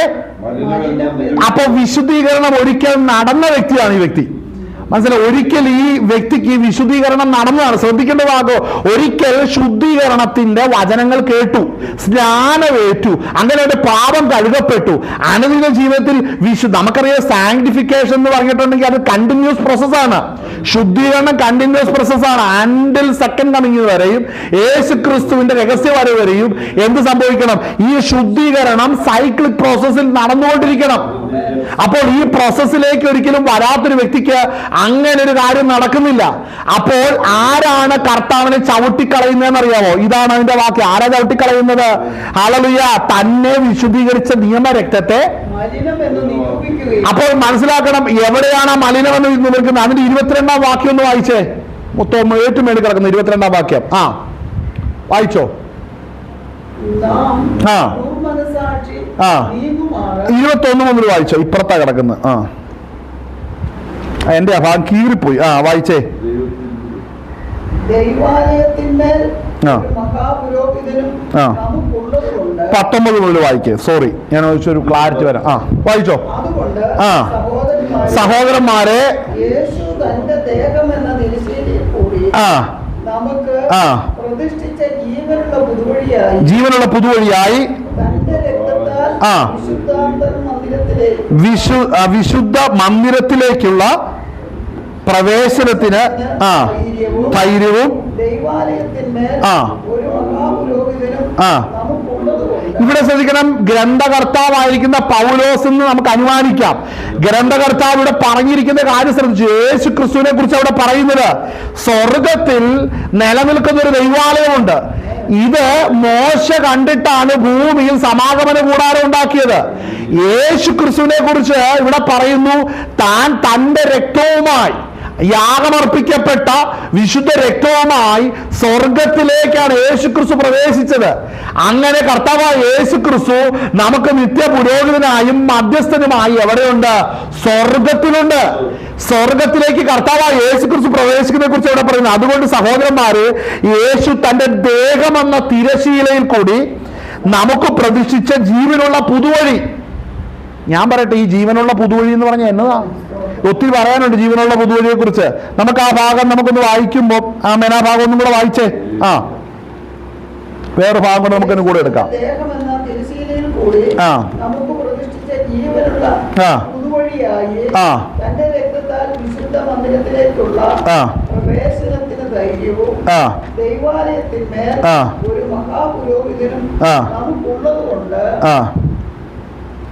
നാം ദുർമനസാക്ഷി നീങ്ങുമാറ് ഹൃദയങ്ങളിൽ തളിക്കപ്പെട്ടവരും ശുദ്ധവെള്ളത്തിൽ വെള്ളത്താൽ കഴുകപ്പെട്ടവരുമായി വിശ്വാസത്തിന്റെ പൂർണ്ണ നിശ്ചയം കൊണ്ട് പരമാർത്ഥ ഹൃദയത്തോടെ അടുത്തു ചെല്ലുക. മതി. ഈ വാക്യം നമ്മൾ വായിക്കുമ്പോൾ 9-ാം സ്തോത്രം നമ്മൾ വായിച്ചത് 10-ാം അധ്യായത്തിന്റെ 19-ാം വാക്യം മുതൽ. അതുകൊണ്ട് സഹോദരന്മാർ, യേശുവിന്റെ ദേഹമെന്ന തിരശ്ശീലയിൽക്കൂടി നമുക്ക് പ്രതിഷ്ഠിച്ച ജീവനുള്ള പുതുവഴിയായി തന്റെ രക്തത്താൽ വിശുദ്ധ മന്ദിരത്തിലേക്കുള്ള പ്രവേശനത്തിന് ധൈര്യവും ദൈവാലയത്തിന്മേലൊരു മഹാപുരോഹിതനും നമുക്കുള്ളത് കൊണ്ട്. ഇപ്പോൾ പറയുന്നത് മനസ്സിലാക്കണം, ഇത് വെറും എന്താ പറയുന്ന ആലങ്കാരികമായിട്ട് പറഞ്ഞതാണോ? നമ്മൾ ചിലർക്ക് പുസ്തകം കയ്യിലെടുക്കുമ്പോഴേ ആലങ്കാരികമായിട്ട് പറയുന്ന വാക്യങ്ങൾ മാത്രമേ ഉള്ളൂ. ഇത് ലിറ്ററലായിട്ട് പറഞ്ഞതാണ്. നമുക്ക് ഈ കാര്യം മനസ്സിലാക്കണമെന്നുണ്ടെങ്കിൽ യോഹന്നാന്റെ സുവിശേഷം 14-ാം അധ്യായം, അവിടെ 14-ന്റെ 1 മുതൽ നമുക്ക് വായിക്കുമ്പോൾ, ഇതൊക്കെ നമ്മൾ ഇപ്പോഴും വായിച്ചിട്ടുണ്ട്. പക്ഷേ യേശു ക്രിസ്തു ഈ ശിഷ്യന്മാരോട് പറയുകയാണ്, സ്വർഗത്തിലേക്കൊരു പുതുവഴി ഒരുക്കുവാൻ പോവുകയാണ് ഞാൻ. ആ സ്വർഗത്തിലേക്കുള്ള പുതുവഴി ഒരുക്കുമ്പോൾ, അവിടേക്ക് ഞാൻ കയറി പോകുമ്പോൾ, ഹല്ലേലൂയ, നിങ്ങൾ എനിക്കായിട്ട് കാത്തിരിക്കണമെന്ന് ഇവിടെ പറയുകയാണ്. ഇത് പറയുമ്പോൾ നമ്മൾ ചിന്തിക്കുന്നത് യഥാർത്ഥത്തിൽ എന്താണ്? നമ്മൾ അതിന്റെ 14-ാം വാക്യം വായിക്കുമ്പോൾ, നിങ്ങളുടെ ഹൃദയം കലങ്ങിപ്പോകരുത്, ദൈവത്തിൽ വിശ്വസിക്കുവിൻ, എന്നിലും വിശ്വസിക്കുവിൻ. അടുത്തത്, എന്റെ പിതാവിന്റെ ഭവനത്തിൽ അനേക വാസസ്ഥലങ്ങളുണ്ട്, ഇല്ലെങ്കിൽ ഞാൻ നിങ്ങളോട് പറയുമായിരുന്നു. അടുത്തത്, ഞാൻ നിങ്ങൾക്ക് സ്ഥലം ഒരുക്കുവാൻ, ശ്രദ്ധിക്കണം, ഞാൻ നിങ്ങൾക്ക് സ്ഥലം ഒരുക്കുവാൻ പോകുന്നു. അടുത്ത വാക്യം വായിച്ചേ. ഞാൻ പോയി നിങ്ങൾക്ക് കിട്ടിയില്ലേ? 14:3. ഞാൻ പോയി നിങ്ങൾക്ക് സ്ഥലം ഒരുക്കിയാൽ ഞാൻ ഇരിക്കുന്നിടത്ത് നിങ്ങളും ഇരിക്കേണ്ടതിന്. ഇതാണ് കർത്താവിന്റെ പ്ലാൻ. കർത്താവിന്റെ പ്ലാൻ താൻ ഇരിക്കുന്നിടത്ത് നമ്മെ ഇരുത്തണം. അതിനുവേണ്ടി താൻ ഒരുക്കിയ വഴിയിലൂടെ താൻ വീണ്ടും വരുമ്പോൾ തന്നയ്ക്ക് വേണ്ടി കാത്തിരിക്കുന്നവരെ താൻ ഇന്നേക്ക് 2000 വർഷം മുമ്പ് സ്വർഗത്തിലേക്ക് തുറന്ന ആ പുതുവഴിയിലൂടെ നമ്മെ സ്വർഗത്തിലേക്ക് വീണ്ടും പ്രവേശിപ്പിക്കാൻ പോവുകയാണ്. ഈ സിനിമയുടെ പച്ചവാക്ക് പറഞ്ഞിട്ടുണ്ടെങ്കിൽ പുതിയ വഴി വെട്ടിയെന്ന്. ഹല്ലേലൂയ. നമ്മുടെ നാട്ടുഭാഷയെ പറഞ്ഞിട്ടുണ്ടെങ്കിൽ പറമ്പ് ഇങ്ങനെ കിടക്കുമ്പോൾ അതിന്റെ ഇടയ്ക്കൂടെ റോഡ് വെട്ട് കേസ് ഉണ്ടാവുന്നില്ലേ? ഈ റോഡ് വെട്ട് കേസ് പണ്ടുണ്ടായി. എങ്ങനെ റോഡ് വെട്ട് കേസ് ഉണ്ടായെന്ന് അറിയാമോ? റോഡ് വെട്ടേണ്ടതിന് ഒരുവൻ ഇറങ്ങി വന്നപ്പോൾ വെറും കൈയായിട്ട് ഇറങ്ങി വന്നു, തിരിച്ച് JCB ആയിട്ട് ചെന്ന് ഇടിച്ച് കയറിപ്പോയി. അതിനു മുമ്പ് എന്ത് ചെയ്യണമെന്നറിയാമോ? അത് ആരുടെയാണോ ആ പ്രോപ്പർട്ടിക്ക് ആയിരുന്നത് അത് അവൻ തന്റെ രക്തം കൊടുത്ത് മേടിച്ച്. Hallelujah, hallelujah. അതിന് ജയമെടുത്തു. നമ്മൾ വളരെ ശ്രദ്ധിക്കേണ്ട ഒരു കാര്യമാണ് ഈ പറയുന്നത്. ഈ വാക്യം, ഈ കാര്യങ്ങൾ ശിഷ്യന്മാരോട് പറഞ്ഞപ്പോൾ അവർക്ക് സംശയം, ഇവൻ എന്നെ ഈ പറയുന്നേ, നീ പോകുന്ന ഇടം ഞങ്ങൾക്ക് അറിയത്തില്ല കർത്താവേ. മനസ്സിലാകുന്നുണ്ടോ? കർത്താവ് വെളിപ്പെടുത്തുന്ന ആത്മാവിന്റെ ആലോചന, ആത്മാവ് അല്ലെങ്കിൽ പരിശുദ്ധാത്മാവിന്റെ നിറവില്ലാത്ത ഈ ശിഷ്യഗണങ്ങളോട് പറയുകയാണ്. അവിടെ ചരിത്രം സൃഷ്ടിക്കുകയാണ്. ആ സൃഷ്ടിക്കുന്ന ചരിത്രത്തെ പൂർണ്ണതോതിൽ പെന്തക്കോസ്ത് നാളിന് ശേഷം എഴുതേണ്ടതിന് ഇവർ ബലഹീനരായിരിക്കുമ്പോൾ തന്നെ ദൈവം സ്വതം ഉന്നതമായത് അവർക്ക് വെളിപ്പെടുത്തി കൊടുത്തു. യോഹന്നാൻ അപ്പോസ്തലൻ ഇത് എടുത്തെഴുതുന്ന രംഗമാണ് നമ്മൾ ഇവിടെ ഇത് കാണുന്നത്. അവിടെ വായിക്കുന്നത്, ഞാൻ പോയി നിങ്ങൾക്ക് സ്ഥലം ഒരുക്കിയാൽ. 14:3 വായിച്ചേ. 14:3 വായിച്ചോ. ഞാൻ പോയി നിങ്ങൾക്ക് സ്ഥലം ഒരുക്കിയാൽ ഞാൻ ഇരിക്കുന്ന ഇടത്ത് നിങ്ങളും ഇരിക്കേണ്ടതിന് പിന്നെയും വന്ന് നിങ്ങളെ എന്റെ അടുക്കൽ ചേർത്തുകൊള്ളും. ഞാൻ പോകുന്ന ഇടത്തേക്കുള്ള വഴി നിങ്ങൾ അറിയുന്നു. ശരിക്കും നമ്മൾ എബ്രായ ലേഖനത്തിൽ കാണുന്ന ആ പുതുവഴിയെ കുറിച്ച് തന്നെയാണ് പറയുന്നത്. മനസ്സിലാകുന്നുണ്ടോ? ആ പുതുവഴി എങ്ങനെയാ പ്രതിഷ്ഠിച്ചത്? തന്റെ രക്തം കൊണ്ടാണ് പ്രതിഷ്ഠിച്ചത്. ഹല്ലേലൂയ. അപ്പോൾ യേശുക്രിസ്തു സ്വർഗത്തിലേക്കുള്ള വഴി പ്രതിഷ്ഠിച്ചത് തന്റെ ശരീരയാഗത്താലാണ്. അപ്പോൾ മനസ്സിലാക്കണം, ആ ശരീരയാഗത്തെ കുറിച്ച് നമ്മളൊന്ന് മനസ്സിലാക്കുമ്പോൾ അത് എന്താ അവിടെ നടക്കുന്ന കാര്യം എന്താണെന്ന് അറിയണമെങ്കിൽ അതിന്റെ എബ്രായ ലേഖനം ഇത് മാറ്റരുത്, യോഹന്നാൻ മാറ്റരുത്, അത് നമുക്ക് ഇനി എടുക്കണം. അതിന്റെ 2-ാം അധ്യായം എബ്രായ ലേഖനം എബ്രായ ലേഖനം 1:5-6 വായിച്ചാട്ടെ. എബ്രായ ലേഖനം 1-ാം അധ്യായം 5-6 വാക്യം. കിട്ടിയവരുണ്ടെങ്കിൽ വായിച്ചു. ഇവിടെ ആര് വായിക്കാം. 1:5-6 എബ്രായ ലേഖനം 1:5-6.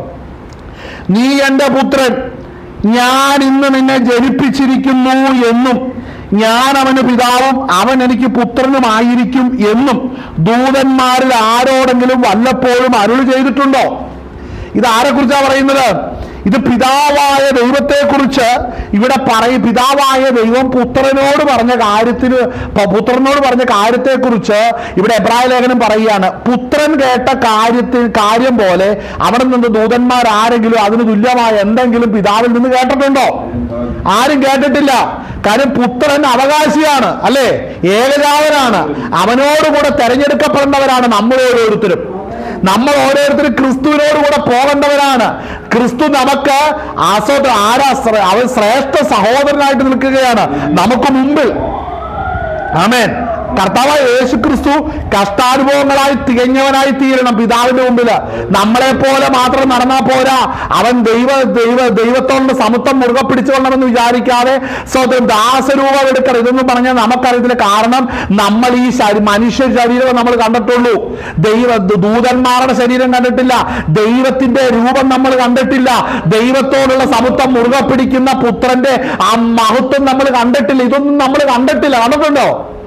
ഇതൊന്നും കണ്ടിട്ടില്ല.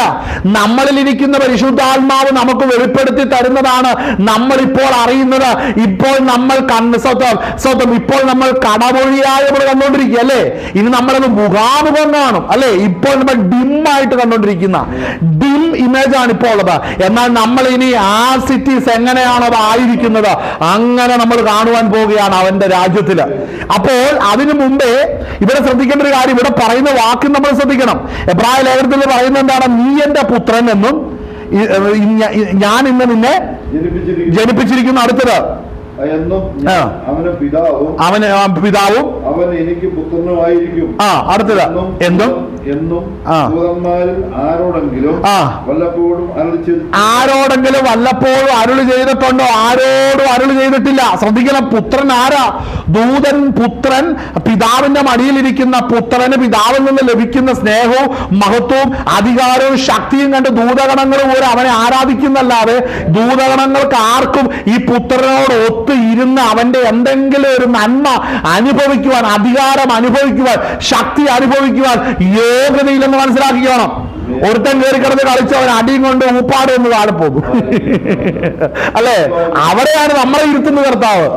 ശ്രദ്ധിക്കണം, അവിടെയല്ലേ നമ്മളെ ഇരുത്തുന്നേ. ഇതൊന്നും ഞാൻ എടുക്കാൻ വന്ന വാക്യങ്ങളല്ല കേട്ടോ, അത് ഇതിന്റെ കൂടെ വന്നതാ. അവിടെ നമ്മുടെ യോഹന്നാൻ സുവിശേഷം 14 നമ്മൾ വായിക്കുമ്പോൾ അവർ കർത്താവ് പറയുന്നത്, ഞാൻ പോയി നിങ്ങൾക്ക് സ്ഥലമൊരുക്കിയാൽ ഞാൻ ഇരിക്കുന്ന ഇടത്ത്. കണ്ടോ, അവിടെ ദൂതന്മാരോടൊന്നും ഒരു പ്രിഫറൻസ് ഇല്ലെന്ന് മനസ്സിലാക്കണം. ദൂതഗണങ്ങൾ ഇന്ന് രക്ഷിക്കപ്പെടുന്ന എനിക്കും നിങ്ങൾക്ക് സേവാത്മാക്കളാണ്. അത്ര വലിയ പദവിയാണ്. നമ്മെ സൃഷ്ടിച്ചവനും നമ്മെ ജനിപ്പിച്ചവനുടെയും കൂടെ നമ്മൾ നിത്യയുഗങ്ങൾ നമ്മൾ വസിക്കാൻ പോവുകയാണ്. അവൻ ജീവിക്കുകയാണ്, നമ്മളും ജീവിക്കുകയാണ്. ശവപ്പെട്ടി ഇല്ലാത്ത ദേശം, സെമിത്തേരി ഇല്ലാത്ത ദേശം, ഇൻക്യുബേറ്റർ ഇല്ലാത്ത ദേശം, മോർച്ചറി ഇല്ലാത്ത ദേശത്തിലേക്ക് നിന്നെ കൊണ്ടുപോകാനാണ് കർത്താവ് വരുന്നത്. മനസ്സിലാകുന്നുണ്ടോ? ഹല്ലേലൂയ. കർത്താവിന്റെ മഹത്വം നമ്മൾ ഗ്രഹിക്കണം. ഹല്ലേലൂയ. അപ്പോൾ ഈ വാക്യം നമ്മൾ ശ്രദ്ധിക്കണം. അവിടെ വായിക്കുന്നുണ്ട്, ഞാൻ ഇരിക്കുന്ന ഇടത്ത് ദൂതന്മാർക്കൊണ്ടോ ഈ പറവി. പിശാച് ഇങ്ങനെ ഓടി ഒരു പണിയില്ലാതെ നടക്കുക. ഒരു പണി പിശാചിനില്ല അല്ലേ? അവൻ അലർന്ന സിംഹം പോലെയാണ്, കാര്യവിചരിയാണ്. അവന്റെ വായി പല്ലൊന്നുമില്ല, ചപ്പാനേ ഇപ്പൊ പറ്റുള്ളൂ. പക്ഷെ നാക്കുണ്ട്. സിംഹത്തിന്റെ നാക്കിനെ കുറിച്ച് ഞാൻ എനിക്ക് പഠിച്ചപ്പോ കണ്ടത് എന്താണെന്നറിയാമോ? ഈ വേട്ടയാടി സിംഹം മൃഗത്തെ പിടിച്ചു കഴിഞ്ഞിട്ട് അതിന്റെ പുറമേയുള്ള തോലെല്ലാം പറിച്ചു കളയും. പിടിച്ച് കൊന്നിട്ട് കഴിഞ്ഞിട്ട് ഈ തോലുകളെല്ലാം വെച്ചിട്ട് പിന്നെ അസ്ഥിയോട് ചേർന്നിരിക്കുന്ന മാംസം ഉണ്ടല്ലോ, ഇതിന് ഈ സിംഹം നക്കുമ്പോ എന്ത് പറ്റുന്നറിയോ? സിംഹത്തിന്റെ നാവിൽ ഒരു മുള്ളുണ്ട്. ഈ എന്താ കാട്ടുപന്നിയുടെ പോലെ, കാട്ടുപന്നിയല്ല, മറ്റേ മുള്ളൻപന്നിയുടെ മുള്ളില്ലേ, അതുപോലെ ചെറിയ മുള്ളുകൾ ഇതിന്റെ നാവേലുണ്ട്. അപ്പൊ അത് ആ തൊലിയെ വെച്ചിട്ട് നാക്കകത്തേക്ക് വലിക്കുമ്പോഴല്ലോ ഒരു പ്രദേശത്ത് തൊലി മുഴുവൻ വായിലേക്ക് വരും. ഹല്ലേലൂയ. അങ്ങനെ തൊലി പൊളിക്കാനൊക്കെ അവന് പറ്റൂ അല്ലേ? ഹല്ലേലൂയ. കാരണം നമ്മൾ ദൈവമക്കളാ. നമ്മളുടെ വിഷയത്തിൽ വന്നു കഴിയുമ്പോ നാം ഈ പ്രസംഗിക്കുന്ന കർത്താവ് ഇവിടെ ഉണ്ട്. ഇത്രയും വചനം അറിയാതൊരു ദൈവവൈതലിന്റെ നേരെ കൈ ചൂണ്ടാൻ പിശാചേ നിനക്ക് എങ്ങനെ കഴിയും? അല്ലേ? അതല്ലേ വചനം? അതാണ് അധികാരത്തിന്റെ വചനം എന്ന് പറയുന്നത്. ഇത്രയും വചനം അറിയാം. നമ്മുടെ ഡെസ്റ്റിനേഷൻ നമുക്കറിയാമെന്ന്, നമ്മൾ എവിടെ പോകും നമുക്കറിയാമെന്ന്. ഇവിടെ കൊണ്ട് ഒതുങ്ങുന്നല്ല. മനസ്സിലാവുന്നുണ്ട്? ആ മഹത്വത്തിലേക്ക് നമ്മുടെ കർത്താവ് നമ്മളെ ചേർക്കുവാൻ വരികയാണ്. അതുകൊണ്ട് കർത്താവ് ശിഷ്യന്മാരോട് പറയുകയാണ്, ഞാൻ പോയി നിങ്ങൾക്ക് സ്ഥലം ഒരുക്കും, എന്നിട്ട് ഞാൻ മടങ്ങി വന്ന് നിങ്ങളെ ചേർക്കും. എന്നിട്ട് എന്ത് ചെയ്യും കർത്താവ് പറഞ്ഞ, ഞാൻ ഇരിക്കുന്ന ഇടത്ത് നിങ്ങളും ഇരിക്കേണ്ടതിന് പിന്നെ വന്ന് നിങ്ങളെ എന്റെ അടുക്കൽ ചേർത്തുകൊള്ളൂ. ഹല്ലേലൂയ. അടുത്ത വാക്യം എന്താണ്? ഞാൻ പോകുന്ന ഇടത്തേക്കുള്ള വഴി നിങ്ങൾ അറിയുന്നു, അപ്പോൾ മനസ്സിലാകുന്നില്ല. ഇത് നമുക്കും മനസ്സിലാകാതെ ഇരിക്കരുത്.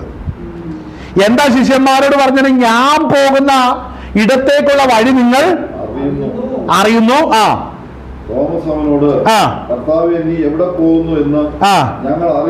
കണ്ടോ, നീ എവിടെ പോകുന്നു എന്ന് ഞങ്ങൾ അറിയുന്നില്ല. കർത്താവ് എങ്ങോട്ടാ പോകുന്നത്? അവൻ ആത്മാവിൽ പാതാളത്തിലേക്ക് ഇറങ്ങി. മരണത്തിന്റെ അധികാരിയായ പിശാചിനെ തന്റെ മരണത്താൽ നീക്കി മരണത്തിന്റെ പാതാളത്തിന്റെ താക്കോൽ പിടിച്ച് ബദ്ധന്മാരെ പിടിച്ച് ഉയരത്തിൽ കൊണ്ടുപോയി ദാനങ്ങളെ കൊടുക്കേണ്ടതിന് ആളെ പഴയ വിശുദ്ധന്മാരുമായിട്ട് അവൻ ഉയർത്തുവന്നു. മഗ്ദലക്കാരി മറിയ അവിടെ നിന്ന് കണ്ടു, കർത്താവിന്റെ അടുക്കൽ തൊടുവാൻ വന്നു. അപ്പോൾ എന്നെ തൊടരുത്, ഞാൻ ഇതുവരെ പിതാവിന്റെ അടുക്കൽ ചെന്നിട്ടില്ലെന്ന് പറഞ്ഞു. അങ്ങനെ സ്വർഗത്തിലേക്ക് കയറി. ആരുമായിട്ട്? ഇവരെല്ലാവുമായിട്ട് അങ്ങ് കയറി. അവിടെ കയറി കഴിഞ്ഞ സ്വന്തം ആളി ആ പുതുവഴിയാണ് വിഷയം. മനസ്സിലായോ? പാതാളത്തിൽ നിന്ന് കൊണ്ടുവന്ന് അവിടെ നിന്ന് ഭൂമിയിൽ വന്നു, ഭൂമിയിൽ നിന്ന് സ്വർഗത്തിലേക്കുള്ള പുതുവഴി. ഈ പുതുവഴി സൃഷ്ടിക്കാനാണ് എന്നെ കേൾക്കുന്ന ദൈവമക്കളെ നമുക്ക് വേണ്ടി കർത്താവ് കഷ്ടം സഹിച്ചത്. ഈ വഴി ആരും വെട്ടിയിട്ടില്ല. ഒരുവന്റെ ആത്മാവിനെ സ്വർഗത്തിൽ എത്തിക്കുന്ന വഴി ആർക്കെങ്കിലും അറിയാവോ? അതറിയാമെന്ന് യേശു ക്രിസ്തു ശിഷ്യന്മാരോട് പറയുമ്പോ ശിഷ്യന്മാർ പറയും എനിക്കറിയാൻ മേലെന്ന്. അവർക്ക് അറിയത്തില്ല കാര്യം, അവരിൽ പരിശുദ്ധാത്മാവ് വന്നിട്ടില്ലായിരുന്നു, അതുകൊണ്ട് അറിയത്തില്ല. പക്ഷേ മനസ്സിലാക്കണം, നമ്മളിൽ പരിശുദ്ധാത്മാവുണ്ടെങ്കിൽ കർത്താവ് നമ്മളെ ചേർക്കുന്നത് പുത്രനോടുകൂടിയാ. പുത്രൻ നമ്മെ കൊണ്ടുപോകും, നാമുമായിട്ട് വേളി കഴിച്ച് അതിലെ പിതാവിന്റെ ഭവനത്തിലേക്ക് കൊണ്ടുചെല്ലും. മനസ്സിലാകുന്നുണ്ടോ? ഭയങ്കര വലിയൊരു അർത്ഥമാണിത്. ആളെ അപ്പോൾ ശിഷ്യന്മാരോട് പറയുന്നു, ശിഷ്യന്മാർ പറഞ്ഞ കർത്താവ് നീ പോകുന്നതാണ് എനിക്ക് അറിയത്തില്ല, അല്ലെ? വായിച്ചേ, വാക്യം വായിച്ചേ. കർത്താവേ, നീ എവിടെ പോകുന്നു എന്ന് ഞങ്ങൾ അറിയുന്നില്ല. കണ്ടോ? അപ്പോൾ കർത്താവ് വേറെ, വഴി വേറെ. ഇങ്ങനെയാണ് ഇവർ ചിന്തിച്ചത്. കാരണം കർത്താവിന് പോകുന്ന വഴി ലോകത്തിലുള്ള ഒരു വഴിയായിട്ടാണ് ശിഷ്യന്മാര് വിചാരിച്ചത്. ശ്രദ്ധിക്കണം. പക്ഷേ കർത്താവ് പറഞ്ഞ വഴി ശിഷ്യന്മാരെ നിങ്ങൾ ഇതുവരെ കണ്ടിട്ടില്ല, ഞാൻ കാണിക്കുന്ന വഴി നിങ്ങൾ കാണണമെന്നുണ്ടെങ്കിൽ നിങ്ങളുടെ ശരീരം വിട്ട് പുറത്തു വരണം, അല്ലെങ്കിൽ ശരീരത്തിന് രൂപാന്തരം വരണം. ഇത് രണ്ടും സംഭവിച്ചാലാണ് കർത്താവ് ഒരുക്കിയ വഴി കാണത്തുള്ളൂ. അപ്പോൾ എന്ന് പറഞ്ഞാൽ മനസ്സിലാക്കണം, മരണത്തിന്റെ അധികാരിയായ പിശാച് ശരീരത്തിൽ നിന്ന് വേർവിടപ്പെടുന്ന ഏത് മനുഷ്യാത്മാവിന്റെ മേൽ അവകാശം പറഞ്ഞു വരുന്നത് പോലെ, മോശയുടെ ശരീരത്തോട് അവകാശം പറഞ്ഞു വന്നതുപോലെ, ഓരോ ആത്മാവിന്റെ മേൽ അവകാശം പറഞ്ഞു വരുമ്പോൾ രക്ഷിക്കപ്പെട്ട ദൈവവൈതൽ അളലിയ മരണത്തോടുകൂടി അവൻ ശരീരത്തിൽ നിന്ന് വേർവിടുമ്പോൾ അവനെ കൊണ്ടുവരുവാനായിട്ട് ദൂത സംഘം ഇറങ്ങി വരുമ്പോൾ അവരോടുകൂടെ നമ്മളെ രക്ഷിച്ചവനോ നമ്മളെ വീണ്ടെടുത്തതുമാണ് കർത്താവായ യേശു ക്രിസ്തു പിതാവിന്റെ വലതുഭാഗത്ത് നിൽക്കുന്നത് കാണുവാനിടയായി തീരണം. കരങ്ങളിലൂടെ മഹത്വപ്പെടുത്തിയാട്ടെ. ഹല്ലേലൂയ. കർത്താവിന്റെ വലിയ പ്രവൃത്തി നമ്മൾ കാണുവാനിടയായി തീരണം. ആമേൻ. വായിച്ചാട്ടെ, വായിച്ചാട്ടെ, വായിച്ചാട്ടെ. ആമേൻ. സ്തോത്രം. തുടർന്ന് വേഗം. ഹല്ലേലൂയ. അറിയുന്നു.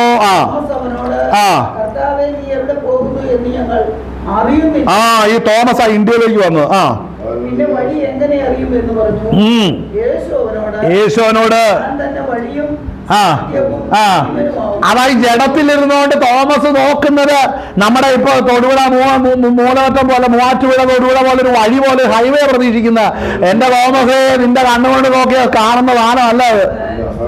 ആളല്ല ആ കണ്ണും കൊണ്ടാണ് ഇന്ത്യയിലേക്ക് വന്നത്. അതുകൊണ്ട് ഇപ്പോഴും പലർക്കും കാഴ്ചയില്ലാതെ നിൽക്കുകയാണ്.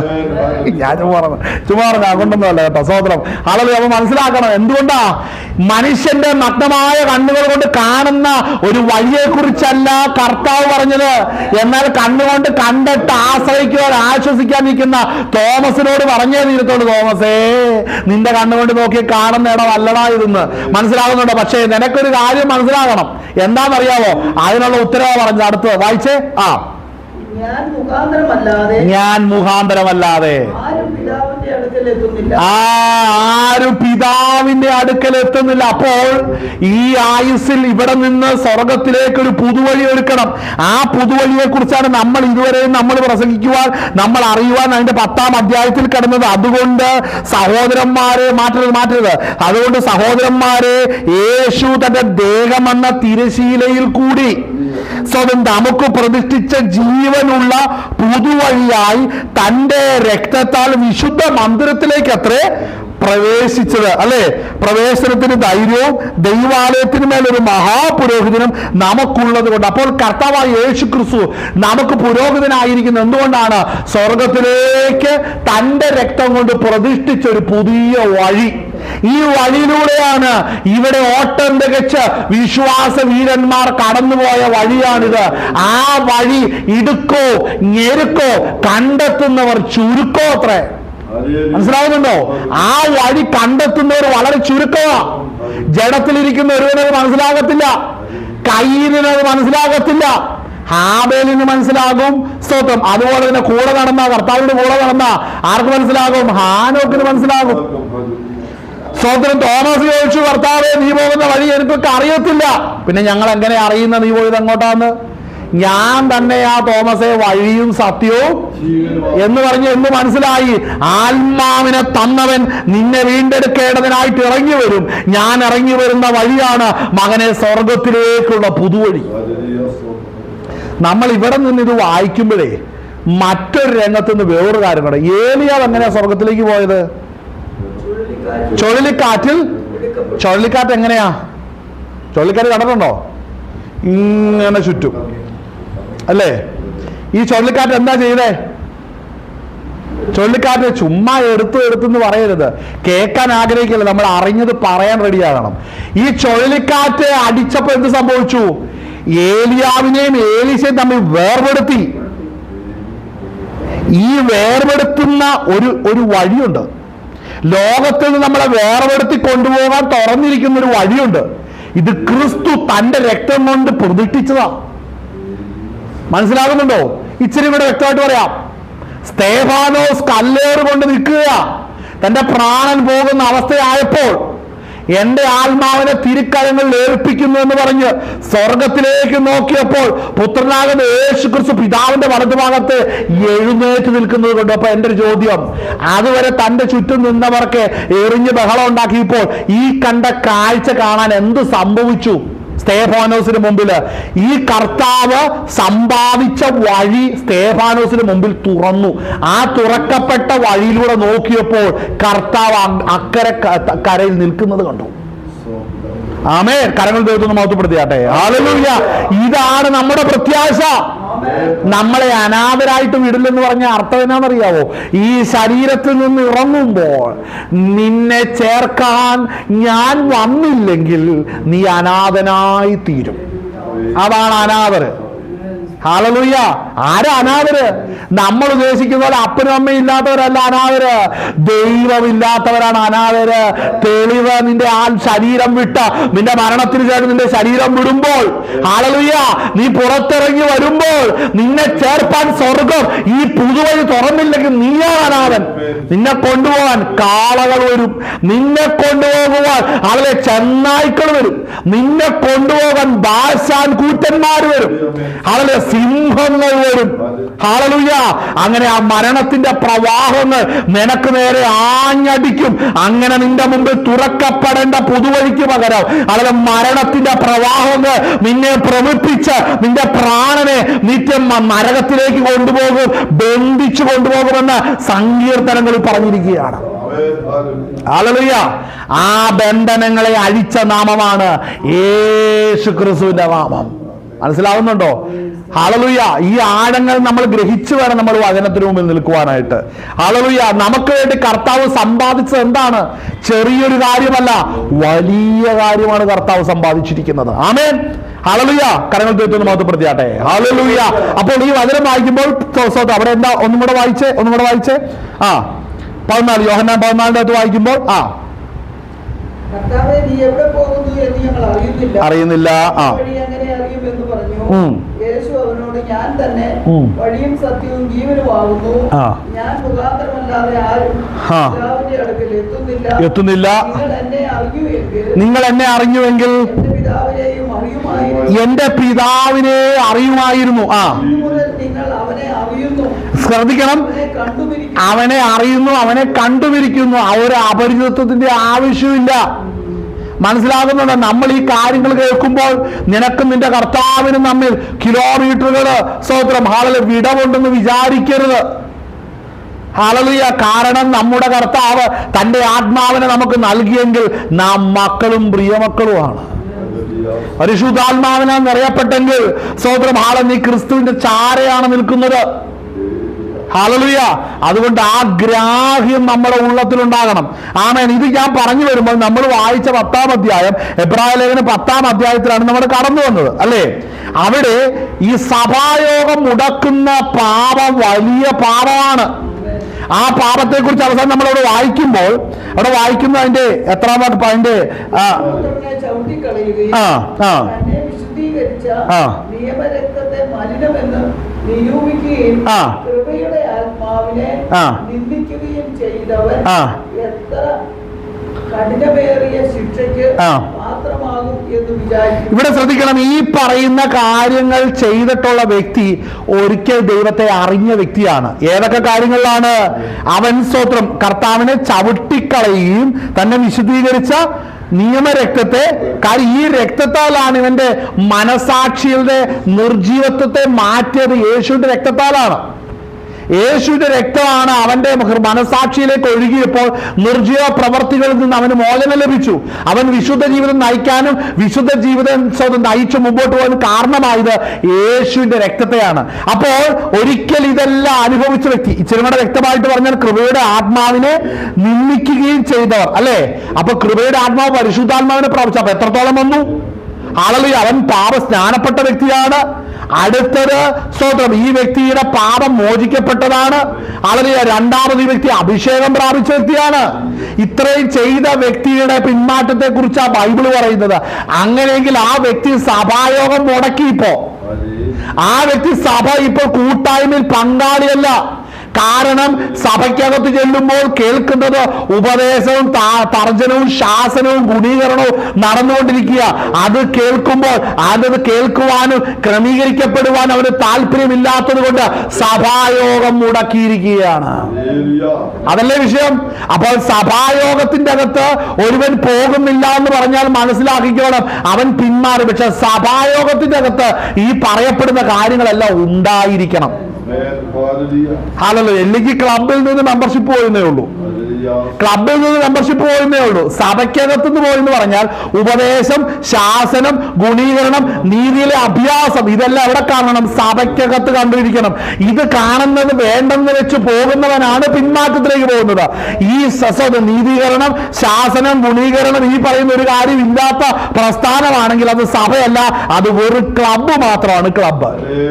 വായിച്ചടുത്ത വാക്യം. ആരോട്? സഭായോഗം മുടക്കുന്നവനോട് ദൈവം പ്രതികാരം ചെയ്യുമെന്ന്. അല്ലാതെ വെറുതെ പോകുന്നവനല്ല. സഭായോഗത്തിന്റെ അകത്ത് ഈ പറയുന്ന ശുദ്ധീകരണത്തിന്റെ വ്യവസ്ഥകൾ വെച്ചിരിക്കുന്നു. അതിലൂടെ പോകാത്ത ഒരുവനുണ്ടെങ്കിൽ അവന്റെ മേൽ ദൈവത്തിന്റെ ശിക്ഷാ നടപടി ആരംഭിക്കും. പൊക്കോട്ടെ എന്ന് വെക്കത്തില്ല. ചിലർ പറയുന്ന കാര്യം എന്തെങ്കിലും തന്നെ, ഞങ്ങളെ അങ്ങ് വിട്ടാ പോരെ പാസ്റ്ററെ, ഞങ്ങളെ അങ്ങോട്ട് വെച്ചിട്ട് എടാ നീ പൊക്കോ, നീ എവിടെ പോയാലും ഭൂമിക്ക് ചുറ്റും നീ 70 വട്ടം വലം വെച്ചാലും നിന്റെ പുറകിൽ ഒരു വാള് നിപ്പുണ്ട്, അല്ലേ? ആ വചനം എന്നാ വായിക്കും? ഒന്നും കൂടെ വായിച്ചേ. പ്രതികാരം എനിക്കുള്ള പ്രതികാരം പാസ്റ്റർമാർക്കുള്ള പ്രതികാരം ദൈവത്തിനുള്ളതാണ് പ്രതികാരം. വായിച്ചോ. ഞാൻ പകരം വീട്ടുന്നു. ആരോടാ? സഭായോഗം മുടക്കുന്നവനോട്. അത് വലിയ തെറ്റാണോ പാസ്റ്ററെ? ഒരു ദിവസം വന്നില്ലെന്ന് വെച്ച് ക്ഷമിച്ചാ പോരെ പാസ്റ്ററെ? അന്നുള്ള വീട്ടിൽ കൂടെ അച്ഛൻ വീട്ടിൽ കൂടെ എല്ലാം പോകുന്ന ജന്മങ്ങളുണ്ട്. നാണം കെട്ട്, വൃത്തികെട്ട്, അല്ലേ? അത് കുഴപ്പമുണ്ടോ പാസ്റ്ററെ? നിന്റെ പുറകെ നടപ്പുണ്ട്. പിന്നെ അവിടെ ഇവിടെ വണ്ടി ഇടിച്ച് തലയിൽ കൂടെ കയറി ഇങ്ങനെ ചത്തു അങ്ങനെ ചത്തു എന്നും പറഞ്ഞുകൊണ്ട് വാർത്ത വരുമ്പോൾ ഭാരപ്പെട്ടേക്കരുത്. ഒറ്റ വിഷയം, സഭായോഗം നീ മുടക്കിയോ? അല്ലേ? ഞാൻ പ്രതികാരം ചെയ്യും. അയ്യോ, ഞങ്ങൾ കൃപയ്ക്ക് കീഴില്ല, ഞങ്ങളുടെ മേലെ ഒരു പ്രതികാരവും ഇല്ല. പിന്നെ എഴുതി വെച്ച ആർക്കാണ്? എഴുതി വെച്ച ആർക്കാണ്? യേശു രക്ഷിക്കപ്പെട്ട് ഒരിക്കൽ സ്നാനപ്പെട്ട് ദൈവകൃപയിലേക്ക് വന്നാ പിന്നെ ഒരു ദിവസം പോയില്ലെന്ന് വെച്ചൊന്നും കർത്താവ് ഒന്നും ചെയ്യില്ല, അല്ലേ? അങ്ങനെ വിശ്വസിക്കുന്നവരുണ്ട്, അല്ലേ? ഹല്ലേലൂയ. ചില ശിശുക്കള് 70-80 വയസ്സുള്ള ശിശുക്കളുണ്ട്. ഇതുവരെ കൈയും വളർന്നിട്ടില്ല, കാലും വളർന്നിട്ടില്ല, ആത്മീയമായിട്ട് ചത്ത് ഇങ്ങനെ ജീവിക്കുന്ന കുറെ പേരുണ്ട്. ഹല്ലേലൂയ, സ്തോത്രം. എന്താ വിഷയം എന്നറിയാവോ? ആത്മീക വളർച്ച ഇല്ലാതായി. ആമേൻ. കർത്താവ് ഇവിടെ പറഞ്ഞിരിക്കുന്ന വാക്യം ഒന്നുകൂടെ വായിച്ചേ. പ്രതികാരം എനിക്കുള്ളത് ഞാൻ പകരം വീട്ടൂന്ന് എന്നും വല്ലവരും ന്യായം വിധിക്കുന്നല്ല, കർത്താവിനെ അറിയാത്തവനെ ന്യായം വിധിക്കുന്നല്ല, ജാതിയും വിഗ്രഹാരാധന ന്യായം വിധിക്കുന്നല്ല പറഞ്ഞേക്കുന്നത്. ആരെ ന്യായം വിധിക്കുന്നത്? സഭായോഗമുണ്ടെന്നറിഞ്ഞ്, അവിടെ ശുദ്ധീകരണത്തിന്റെ കാര്യങ്ങൾ നടക്കുമെന്നറിഞ്ഞ്, അവിടെ വന്നാൽ തിരുത്തപ്പെടുമെന്ന് മനസ്സിലാക്കിയിട്ട്, സ്തോത്രം ഹല്ലേലൂയ, തിരുമേശയിലേക്ക് വരുമ്പോൾ പാപം ഏറ്റു പറഞ്ഞില്ലെങ്കിൽ തട്ടുകേട് കിട്ടുമെന്ന് മനസ്സിലാക്കിയിട്ട് സഭായോഗം അശേഷം വേണ്ടെന്ന് വെച്ച് സംഘടനയെ പുകഴ്ത്തിക്കൊണ്ട് നടന്നിട്ട് പാസ്റ്റർമാരുടെ കൈയും കാലും പിടിച്ച് നടക്കുന്നവരെ ദൈവം പുറകെ ഉണ്ടെന്ന്. ചിലർക്ക് ഈ വലിയ പ്രശ്നങ്ങൾ വരുമ്പോൾ ഓടുന്നു, പെട്ടെന്നൊന്ന് പ്രാർത്ഥിച്ചെന്ന്, എനിക്ക് പറ്റാതെ ഇരിക്കുക എന്ന്. അങ്ങനെ എങ്ങനെയാണ്? സഭായോഗം മുടക്കിയോ? അല്ലേ? സഭായോഗം മുടക്കിയോ? അതിനെക്കുറിച്ച് മിണ്ടിയേക്കരുത്. ഇന്ന് പലയിടത്തും പലരും ഭീഷണിയുടെ മുമ്പിലാണ് നിൽക്കുന്നത്. വായിച്ചേ, അടുത്ത വായിച്ചേ. കർത്താവ് തന്റെ ജനത്തെ ന്യായം വിധിക്കും. കർത്താവ് തന്റെ ജനത്തെ ന്യായം വിധിക്കും. അറിയുന്നുവല്ലോ. ജീവനുള്ള ദൈവത്തിന്റെ കയ്യിൽ വീഴുന്നത്. ഇതെന്തിനാണ് പുതിയ നിയമസഭയോട് പറയുന്നേ? ഞങ്ങൾ ഇങ്ങനെ ഒരു അവസ്ഥയെ ചെല്ലത്തില്ലെന്ന് ഞങ്ങള് ഒത്തിരി പ്രസംഗത്തിൽ കൂടെ കേട്ടിട്ടുണ്ട്. അങ്ങനെ ദൈവം ഒന്നും ചെയ്യുന്നവനല്ല. കർത്താവ് സ്നേഹിക്കുന്നവനാ. എത്ര തെറ്റ് കിട്ടിയാലും സ്നേഹിക്കുന്നവനാ. അത് ഈ തെറ്റിയുന്നവന്റെ അപ്പന്റെ അമ്മയുടെ ഗുണമാണത്. എത്ര ഇടക്കുതരം കാണിച്ചാലും സാരമില്ല മോനെ എന്ന് പറയും. നമ്മുടെ കർത്താവ് അങ്ങനെ അല്ലെന്ന്. നമ്മുടെ അപ്പന്റെ അമ്മയുടെ ഗുണമൊന്നും ജീവനുള്ള ദൈവത്തെയായിട്ട് കമ്പയർ ചെയ്യരുത്. വഴക്കുണ്ടാക്കി പിണങ്ങി റൂമിന്റെ അകത്ത് കയറി മൂങ്ങായിരിക്കുന്ന പോലെ ഇരിക്കുന്നതൊക്കെ ജീവിതങ്ങള്.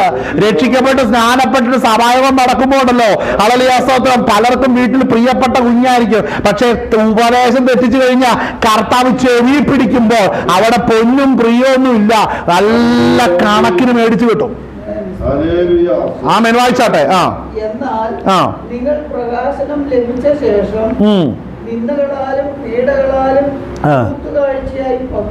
കൂത്തുകാഴ്ചയായി ഭവിച്ചും അനുഭവിക്കുന്നവർക്ക് കൂട്ടുകാളികളായി തീർന്നും ഇങ്ങനെ കഷ്ടങ്ങളാൽ വളരെ പോരാട്ടം കഴിച്ച പൂർവ്വകാലം ഓർത്തുകൊള്ളുകയും തടവുകാരോട് നിങ്ങൾ സഹതാപം കാണിച്ചതല്ലാതെ സ്വർഗത്തിൽ നിലനിൽക്കുന്ന ഉത്തമ സമ്പത്ത് നിങ്ങൾക്കുണ്ട് എന്നറിഞ്ഞ് സമ്പത്തുകളുടെ അപകാരവും സന്തോഷത്തോടെ സഹിച്ചുവല്ലോ. അതായത് എന്ത് പറഞ്ഞു? പിന്മാറിക്കിടക്കുന്നവനെ കുറിച്ചല്ല ഞാൻ പറയുന്നത്. സഭായോഗം മുടക്കുന്നവൻ എന്താ നഷ്ടമാകുന്നതെന്ന് അറിയാവോ?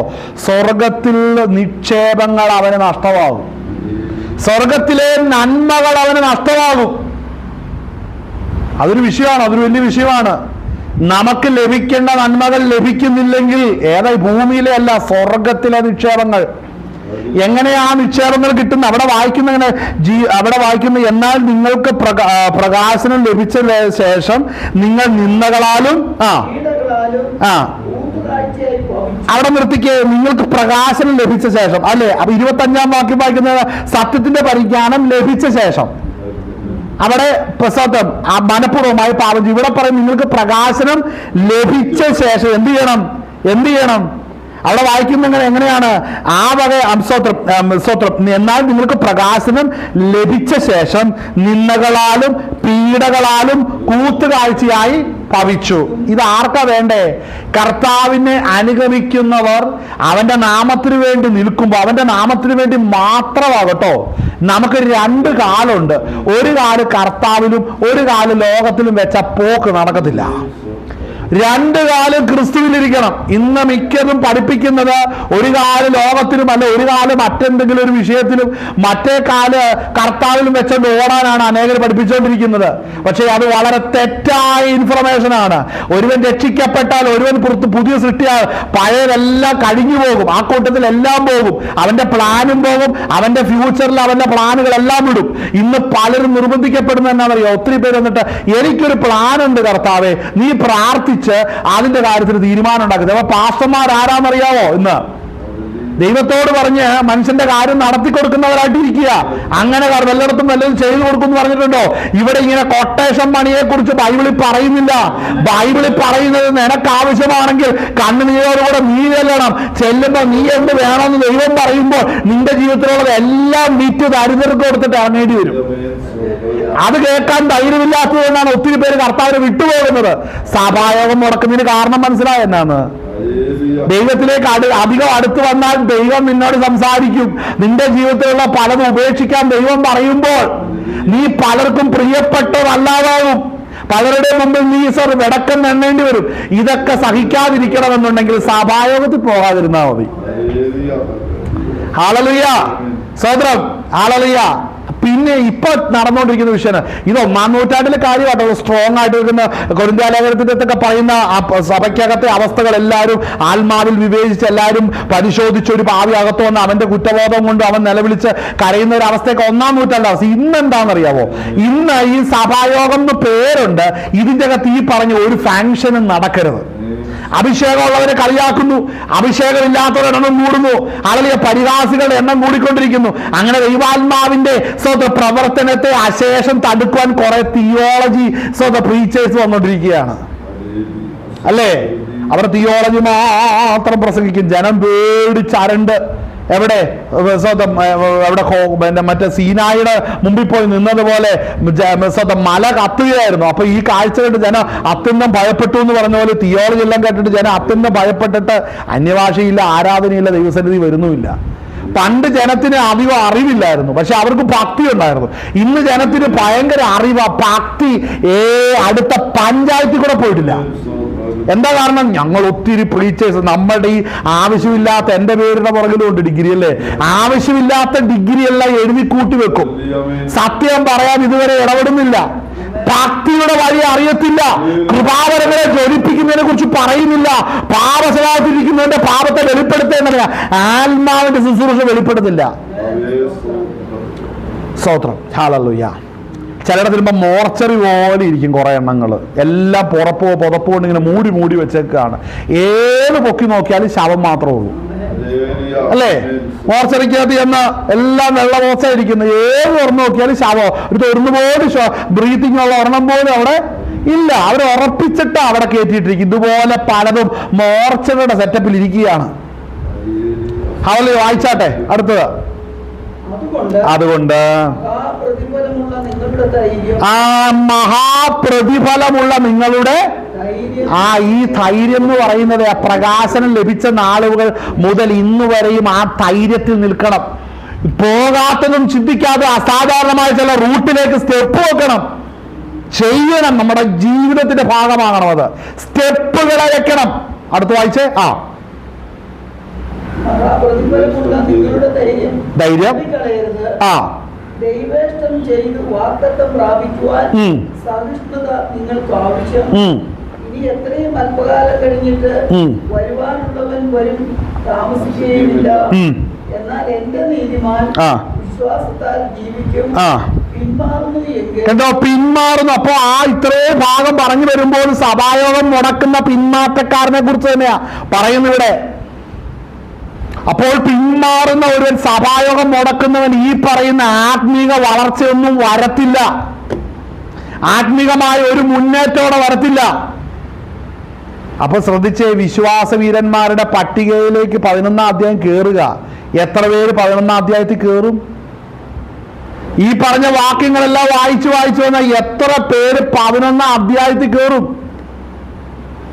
ഹല്ലേലൂയ. വിശ്വാസത്തെ കുറിച്ച് പറയാൻ പോകാം. ആമേൻ. ജീവിതത്തിൽ ഒരിക്കൽ പോലും കർത്താവിന്റെ നാമത്തിനുവേണ്ടി ധൈര്യപൂർവ്വം ഒന്നും ചെയ്യാത്തവരുണ്ട്. കർത്താവിന് വേണ്ടി ഒരു സ്റ്റെപ്പ് വെക്കാത്തവരുണ്ട്. ആമേൻ. പണ്ടൊരു ചൊല്ലുണ്ട്, എന്റെ കടലിലെ തിരയെല്ലാം തീർന്നിട്ട് വെള്ളത്തിൽ ഇറങ്ങാമെന്ന് വിചാരിക്കണ്ട. ചിലരങ്ങനെ പ്രവർത്തിച്ചല്ലോ. സാഹചര്യം വരുമ്പോ ജോബ് പ്ലസ് മിനിസ്ട്രിയോടുകൂടെ യേശുവിന് വേണ്ടി നിൽക്കുക. എന്റെ പൊന്നെ, നീ ഇറങ്ങുമ്പോ മഹോദരം സ്റ്റാർട്ട് ചെയ്യും. നീ അതിനു മുമ്പ് വേഗം ഇറങ്ങ്, അല്ലേ? ഹല്ലേലൂയ. ചിലര് മഹോദരത്തിൽ ശുശ്രൂഷിക്കാനിരിക്കുകയാണ്. ഹല്ലേലൂയ. ചിലർക്ക് അതൊക്കെ പഠിച്ചതും കൂടെ കളർഫുൾ ആവുമല്ലോ. ആമേൻ. സോദരൻ അവിടെ വായിക്കുന്ന എന്താണ്? അവിടെ വായിക്കുന്നത്, എന്നാൽ ഇത്രയും അവിടെ വായിക്കുന്ന ദൈവേഷ്ടം ചെയ്ത് വാഗ്ദത്തം പ്രാപിക്കാൻ സഹിഷ്ണുത നിങ്ങൾക്ക്. അപ്പോൾ സഹിഷ്ണുതയാണ് നമുക്ക് ഇന്ന് ആവശ്യമായിരിക്കുന്നത്. എന്തുകൊണ്ടാണ് സഭായോഗങ്ങൾ അലക്ഷ്യമാകുന്നതിന്റെ പ്രധാന കാരണം, സഭായോഗം ബൈബിൾ അനുശാസിക്കുന്ന സഭായോഗമാണെന്ന് നോക്കണം. ബൈബിൾ അനുശാസിക്കുന്ന സഭായോഗമാണെങ്കിൽ അവിടെ പ്രവചനങ്ങളുണ്ട്, വ്യാഖ്യാനങ്ങളുണ്ട്, ദർശനങ്ങളുണ്ട്, വിവേചനമുണ്ട്. ഏതാ മനുഷ്യരെ തമ്മിൽ ഭിന്നിപ്പിക്കുന്ന വിവേചനമല്ല, വിവേചിച്ച് മനസ്സിലാക്കാനുള്ള വരങ്ങളുണ്ട്. അവിടെ ആര് വന്നാലും അവരെ വിവേചിച്ച് അത് പൊതുവായി അവന്റെ കുറവുകളെ പറയാനുള്ള സ്വാതന്ത്ര്യമുണ്ട്. ശുശ്രൂഷകൻ ദൈവസന്നിധിയിൽ ഇരുന്ന് ഇതിനെല്ലാം കൃത്യമായി പാലിക്കാൻ തക്കവണ്ണം കൃപാവര പ്രാപ്തരായിരിക്കണം. മനസ്സിലാകുന്നുണ്ടോ? അല്ല ഏതെങ്കിലും പ്രസ്ഥാനത്തിന് സർട്ടിഫിക്കറ്റ് കിട്ടിയെന്ന് പറഞ്ഞ് അടുപ്പിലിട്ട കത്തുന്ന സർട്ടിഫിക്കറ്റ് എന്ന് പറഞ്ഞാൽ സംഭവം നടക്കത്തില്ല. ഇന്ന് അനേകർക്ക് ഇല്ലാത്തത് ഇതേത് ആത്മാവാണ് പ്രവർത്തിക്കുന്നതെന്ന് വിവേചിക്കാനുള്ള കഴിവാണ് ഇല്ലാതെ കഴിക്കുന്നത്. ആമേൻ. അപ്പോൾ ഇന്ന് പകൽ നേരം ഒന്ന് മടങ്ങി വരണം, സഹിഷ്ണുതയോടെ ഒന്ന് മടങ്ങി വരണം. ആളുകൾ ഇവിടെ വായിക്കുന്ന വാക്ക് ശ്രദ്ധിച്ചോ, അതുകൊണ്ട് മഹാപ്രതിഫലമുള്ള നിങ്ങളുടെ ധൈര്യം തള്ളിക്കളയരുത്. അപ്പൊ കർത്താവിന് വേണ്ടി വെച്ചിരിക്കുന്ന ഓരോ സ്റ്റെപ്പുകൾക്ക് പ്രതിഫലമുണ്ട്. നിന്റെ കൂടെ ആരും വരണ്ട. നമ്മളിന്ന് പറഞ്ഞു തുടങ്ങിയ പോലെ എരിഹോവിനെ ചുറ്റാനെ കർത്താവ് പറഞ്ഞപ്പോ അവിടെ എന്റെ കർത്താവ് ഞങ്ങൾ മിണ്ടാതെ പറയാതെ ഇങ്ങനെ അനങ്ങാതെ മിണ്ടാതെ ഇതിന് ചുറ്റും ഇങ്ങനെ ചുറ്റിയാൽ എന്നാ നടക്കുന്ന പറയുന്നത്. അങ്ങനെ ചോദ്യം ചോദിക്കുന്ന ഒരുവൻ ഒരു ധൈര്യം കാണത്തില്ല ജീവിതത്തിൽ. അവൻ ഒരിക്കലും ജീവിതത്തിൽ ഒന്നും ചെയ്യത്തുമില്ല. കർത്താവ് പറയും നടക്ക്, 6 വട്ടം നടക്കണം. 7-ാം വട്ടം കാഹളം ഉൾപ്പെടെ ഊതി എല്ലാം കൂടെ വരുമ്പോൾ ദൈവപ്രവൃത്തി വെളിപ്പെടും. ഈ 6 വട്ടവും നടക്കുമ്പോൾ ഒന്നൊരു സാധ്യതയും കാണത്തില്ല. ഇന്ന് അനേകരുടെ പ്രശ്നം എന്നാണെന്നറിയാവോ? ഇറങ്ങുമ്പോഴേ സാധ്യതകൾ കാണണം. വിശ്വാസ ജീവിതം എന്ന് പറയുന്നത് സാധ്യത കണ്ടിട്ട് ഇറങ്ങുന്നതല്ല, ഒന്നുമില്ലാതെ ഇറങ്ങിയിട്ട് ദൈവപ്രവൃത്തി മഹത്വം കാണുന്നതാണ് വിശ്വാസം എന്ന് പറയുന്നത്. ഇന്ന് അനേകർ അതിനു വേണ്ടി റെഡിയല്ല. ഇന്ന് അനേക ദൈവാത്മാവ് പറയുന്നിടത്തേക്ക് പോകാൻ ആളില്ല, ദൈവാത്മാവ് പറയുന്ന കാര്യം ചെയ്യാൻ ആളില്ല. കാരണം വില കൊടുത്ത് ഇറങ്ങി, ധൈര്യത്തോടെ ഇറങ്ങി, സഹിഷ്ണുതയോടെ ഇറങ്ങി ഫലം കൊയ്യുന്ന അനുഭവത്തിലേക്കല്ല ഇന്ന് ജനം നിൽക്കുന്നത്. അതുകൊണ്ട് എന്ത് സംഭവിക്കുന്നു? ഇന്ന് സഭകൾ വിശ്വാസികളെ ധൈര്യത്തോടെയും സഹിഷ്ണുതയോടെയും വിശ്വാസത്തോടെ ഇറങ്ങി ദൈവാത്മാവിന്റെ വിശ്വാസത്തിന്റെ പ്രവർത്തികളെയും വേലയും ചെയ്യാൻ ഇന്നാരും തയ്യാറല്ല. കാര്യം എന്നാന്നറിയാം, ഇന്ന് സഭകൾ പല ബിസിനസിന്റെ അകത്ത് ഏർപ്പെട്ടിരിക്കുകയാണ്. ഒത്തിരി കുടുംബങ്ങൾ, 10-30 കുടുംബമുണ്ട്. 30 കുടുംബങ്ങളിൽ 30 സന്തതികൾ അവിടെ ഉണ്ടെങ്കിൽ ആ 30 സന്തതികൾ വാഗ്ദത്ത ദേശങ്ങളിൽ ചെന്ന് നന്മ അനുഭവിക്കണം. അതിന് അവർ മഞ്ഞു പെയ്യുന്ന ദേശത്തേക്ക് പറഞ്ഞു വിടണ്ടേ? ഒത്തിരി പണിയല്ലേ?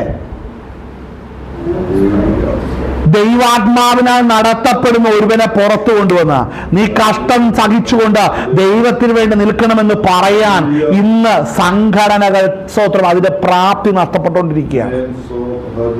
ഹല്ലേലൂയ. സ്തോത്രം. മറ്റൊരുവന്റെ അസ്തോത്ര പരിധിക്ക് കീഴിലിരിക്കാതെ, മറ്റൊരുവൻ വെച്ച് പിടിച്ചു വെച്ചവരെ മീനെ വീണ്ടും നോക്കിക്കൊണ്ടിരിക്കാതെ, അത് ദൈവാത്മാവ് പറയുന്നിടത്തേക്ക് പോകുന്ന ദർശനമുള്ളവരുന്നില്ല. ദർശനം നഷ്ടപ്പെട്ടുകൊണ്ടിരിക്കുകയാണ്. എന്തുകൊണ്ടാണ്? ഇതെല്ലാം സഭായോഗം അലക്ഷ്യമായി കണ്ടതിന്റെ അനന്തര ഫലങ്ങളാണ്. ഒന്ന്, അടുത്തത് സഭായോഗത്തിന്റെ അകത്ത് വെളിപ്പെടേണ്ട ശക്തിയെ ത്യജിച്ചത് കൊണ്ടുണ്ടാകുന്ന അനന്തര ഫലങ്ങളാണ്. ഇത് രണ്ടും ഇതിന്റെ നടുവിൽ നിന്നുണ്ടായിരിക്കുന്നതാണ്. അപ്പൊ അതുകൊണ്ട് എന്ത് സംഭവിക്കുന്നത്? അത് സംഭവിക്കുന്ന എന്താണ്? കർത്താവിനോടുകൂടെ നടക്കാൻ പ്രാപ്തിയില്ലാത്ത ജനത്തിന് എന്ത് സംഭവിക്കുന്നു? വിശ്വാസം എന്നതോ ആശിക്കുന്നതിന്റെ ഉറപ്പും കാണാത്ത കാര്യങ്ങളുടെ നിശ്ചയങ്ങളെന്ന് പറയാനേ പറ്റുള്ളൂ. ജീവിതത്തിൽ അനുഭവിച്ച ഒരിക്കലും അനുഭവമില്ല. ജീവിതത്തിൽ അനുഭവിച്ച ഒരവസ്ഥയില്ല. അടുത്ത വാക്യം ശ്രദ്ധിക്കണം. അതിനാലല്ലോ പൂർവന്മാർക്ക് സാക്ഷ്യം ലഭിച്ചത്. നമുക്കും ഇന്ന് സാക്ഷ്യം ലഭിക്കണം. വിശ്വാസത്തിന്റെ പ്രവർത്തികൾ ചെയ്യേണ്ടതിന് ഇറങ്ങുന്ന ഒരു അനുഭവത്തിലേക്ക് ഇന്ന് ജനം ഇല്ലാതായി പോയിക്കൊണ്ടിരിക്കുകയാണ്. പക്ഷേ നമ്മുടെ കർത്താവ് തന്റെ പ്രവൃത്തി അവസാനിപ്പിക്കത്തില്ല. തനിക്ക് വേണ്ടിയുള്ളവരെ സ്വന്തം ഹാളെ താൻ തെരഞ്ഞെടുത്ത് ദൈവത്തിന്റെ പ്രവർത്തികളെ തുടരുമെന്ന് ഇന്ന് പകൽ നേരവും എന്നെ കേൾക്കുന്ന പ്രിയപ്പെട്ടവരോട് പറയുകയാണ്. ദൈവപ്രവൃത്തി വെളിപ്പെടും. ഹല്ലേലൂയ. എന്നാൽ വിശ്വാസം കൂടാതെ ദൈവത്തെ പ്രസാദിപ്പിക്കുവാൻ കഴിയുന്നതല്ല. ദൈവത്തിന്റെ അടുക്കൽ വരുന്നവൻ ദൈവമുണ്ട് എന്നും തന്നെ അന്വേഷിക്കുന്നവർക്ക് പ്രതിഫലം കൊടുക്കുന്നു എന്നും വിശ്വസിക്കേണ്ടതല്ലോ. അടുത്ത 7-ാം വാക്യം എന്താ വായിക്കുന്നത്? വിശ്വാസത്താൽ നോഹ അതുവരെ കാണാത്തതിനെ കുറിച്ച് അരുളപ്പാടുണ്ടായിട്ട് ഭയഭക്തി പൂണ്ട് തന്റെ കുടുംബത്തിന്റെ രക്ഷയ്ക്കായി ഒരു പെട്ടകം തീർത്തു അടുത്തത്. ഇവിടെ ശ്രദ്ധിക്കണം. ഇവിടെ നോഹ ചെയ്തൊരു കാര്യത്തെ കുറിച്ച് ഇവിടെ പറയുകയാണ്. നോഹ ലോകത്തെ കുറ്റം വിധിച്ചു. ആമേൻ. അവന്റെ പണി ഈ ലോകത്തിന് അനുരൂപമല്ലായിരുന്നു. വിശ്വാസം ഈ ലോകത്തിന് അനുരൂപമല്ല കേട്ടോ. വിശ്വാസത്താൽ ഒരു കാര്യം പണിയപ്പെടുമ്പോൾ ഈ ലോകത്തിന്റെ പ്രശംസയ്ക്കും അംഗീകാരത്തിനും വേണ്ടി നിൽക്കുന്നതല്ല വിശ്വാസം എന്ന് പറയുന്നത്. വിശ്വാസത്തിൽ നമ്മൾ പണിയപ്പെടുമ്പോൾ നമ്മൾ ഈ ലോകത്തെ കുറ്റം വിധിക്കും. ഇന്ന് കേൾക്കുന്ന പലതും ലോകത്തെ കുറ്റം വിധിക്കുന്നല്ല, ലോകത്തെ സ്നേഹിക്കുന്നത്, ലോകത്തോടുകൂടെ അഡ്ജസ്റ്റ് ചെയ്യുന്നതാണ് ഇന്ന് കേട്ടുകൊണ്ടിരിക്കുന്നത്. കാരണം ലോകത്തെ കുറ്റം വിധിച്ചത് വിശ്വാസത്താല. ഇന്ന് വിശ്വാസം ഇല്ലാത്തത് കൊണ്ട് ലോകത്തെ കുറ്റം വിധിക്കുവാനുള്ള ഇന്ധനം അവരില്ലാതായി പോയി. ഹല്ലേലൂയ. അതുകൊണ്ട് ഇന്ന് പകൽനേരം മനസ്സിലാക്കണം, നമ്മൾ ദൈവസന്നിധിയില ദൈവേഷ്ടം ചെയ്യുവാൻ, വാഗ്ദത്തം പ്രാപിക്കുവാൻ സഹിഷ്ണുത നിങ്ങൾക്ക് ആവശ്യം. അതുകൊണ്ട് മഹാപ്രതിഫലമുള്ള നിങ്ങളുടെ ധൈര്യം തള്ളിക്കളയരുത്. ധൈര്യമുള്ളവരായി വിശ്വാസത്തിന് വേണ്ടി നിൽക്കണം. നാം ഉദ്ദേശിക്കുന്നതല്ല, ഹല്ലേലൂയ, കണ്ടിട്ടില്ല സഹോദരം, ഹല്ലേലൂയ, അതിൽ ദൈവം പ്രതീക്ഷിക്കുന്ന അർത്ഥത്തിലായിരിക്കണം വിശ്വാസം നിലനിൽക്കുന്നത്. അത് കർത്താവ് നമ്മളെ ബലപ്പെടുത്തുമാറാകട്ടെ. ഈ വചനങ്ങൾ സ്വർഗം നമ്മളെ കാക്കുമാറാകട്ടെ. നമ്മുടെ കണ്ണുകളടക്കാൻ നമുക്ക് പ്രാർത്ഥിക്കാം. ദൂരത്തിൽ ചാരത്തുമായി ദൈവം കേട്ടുകൊണ്ടിരുന്ന പ്രിയപ്പെട്ടവരുണ്ടല്ലോ, ഇന്ന് പകൽ നേരവും ദൈവത്തിന്റെ വചനം ശുശ്രൂഷിക്കുക.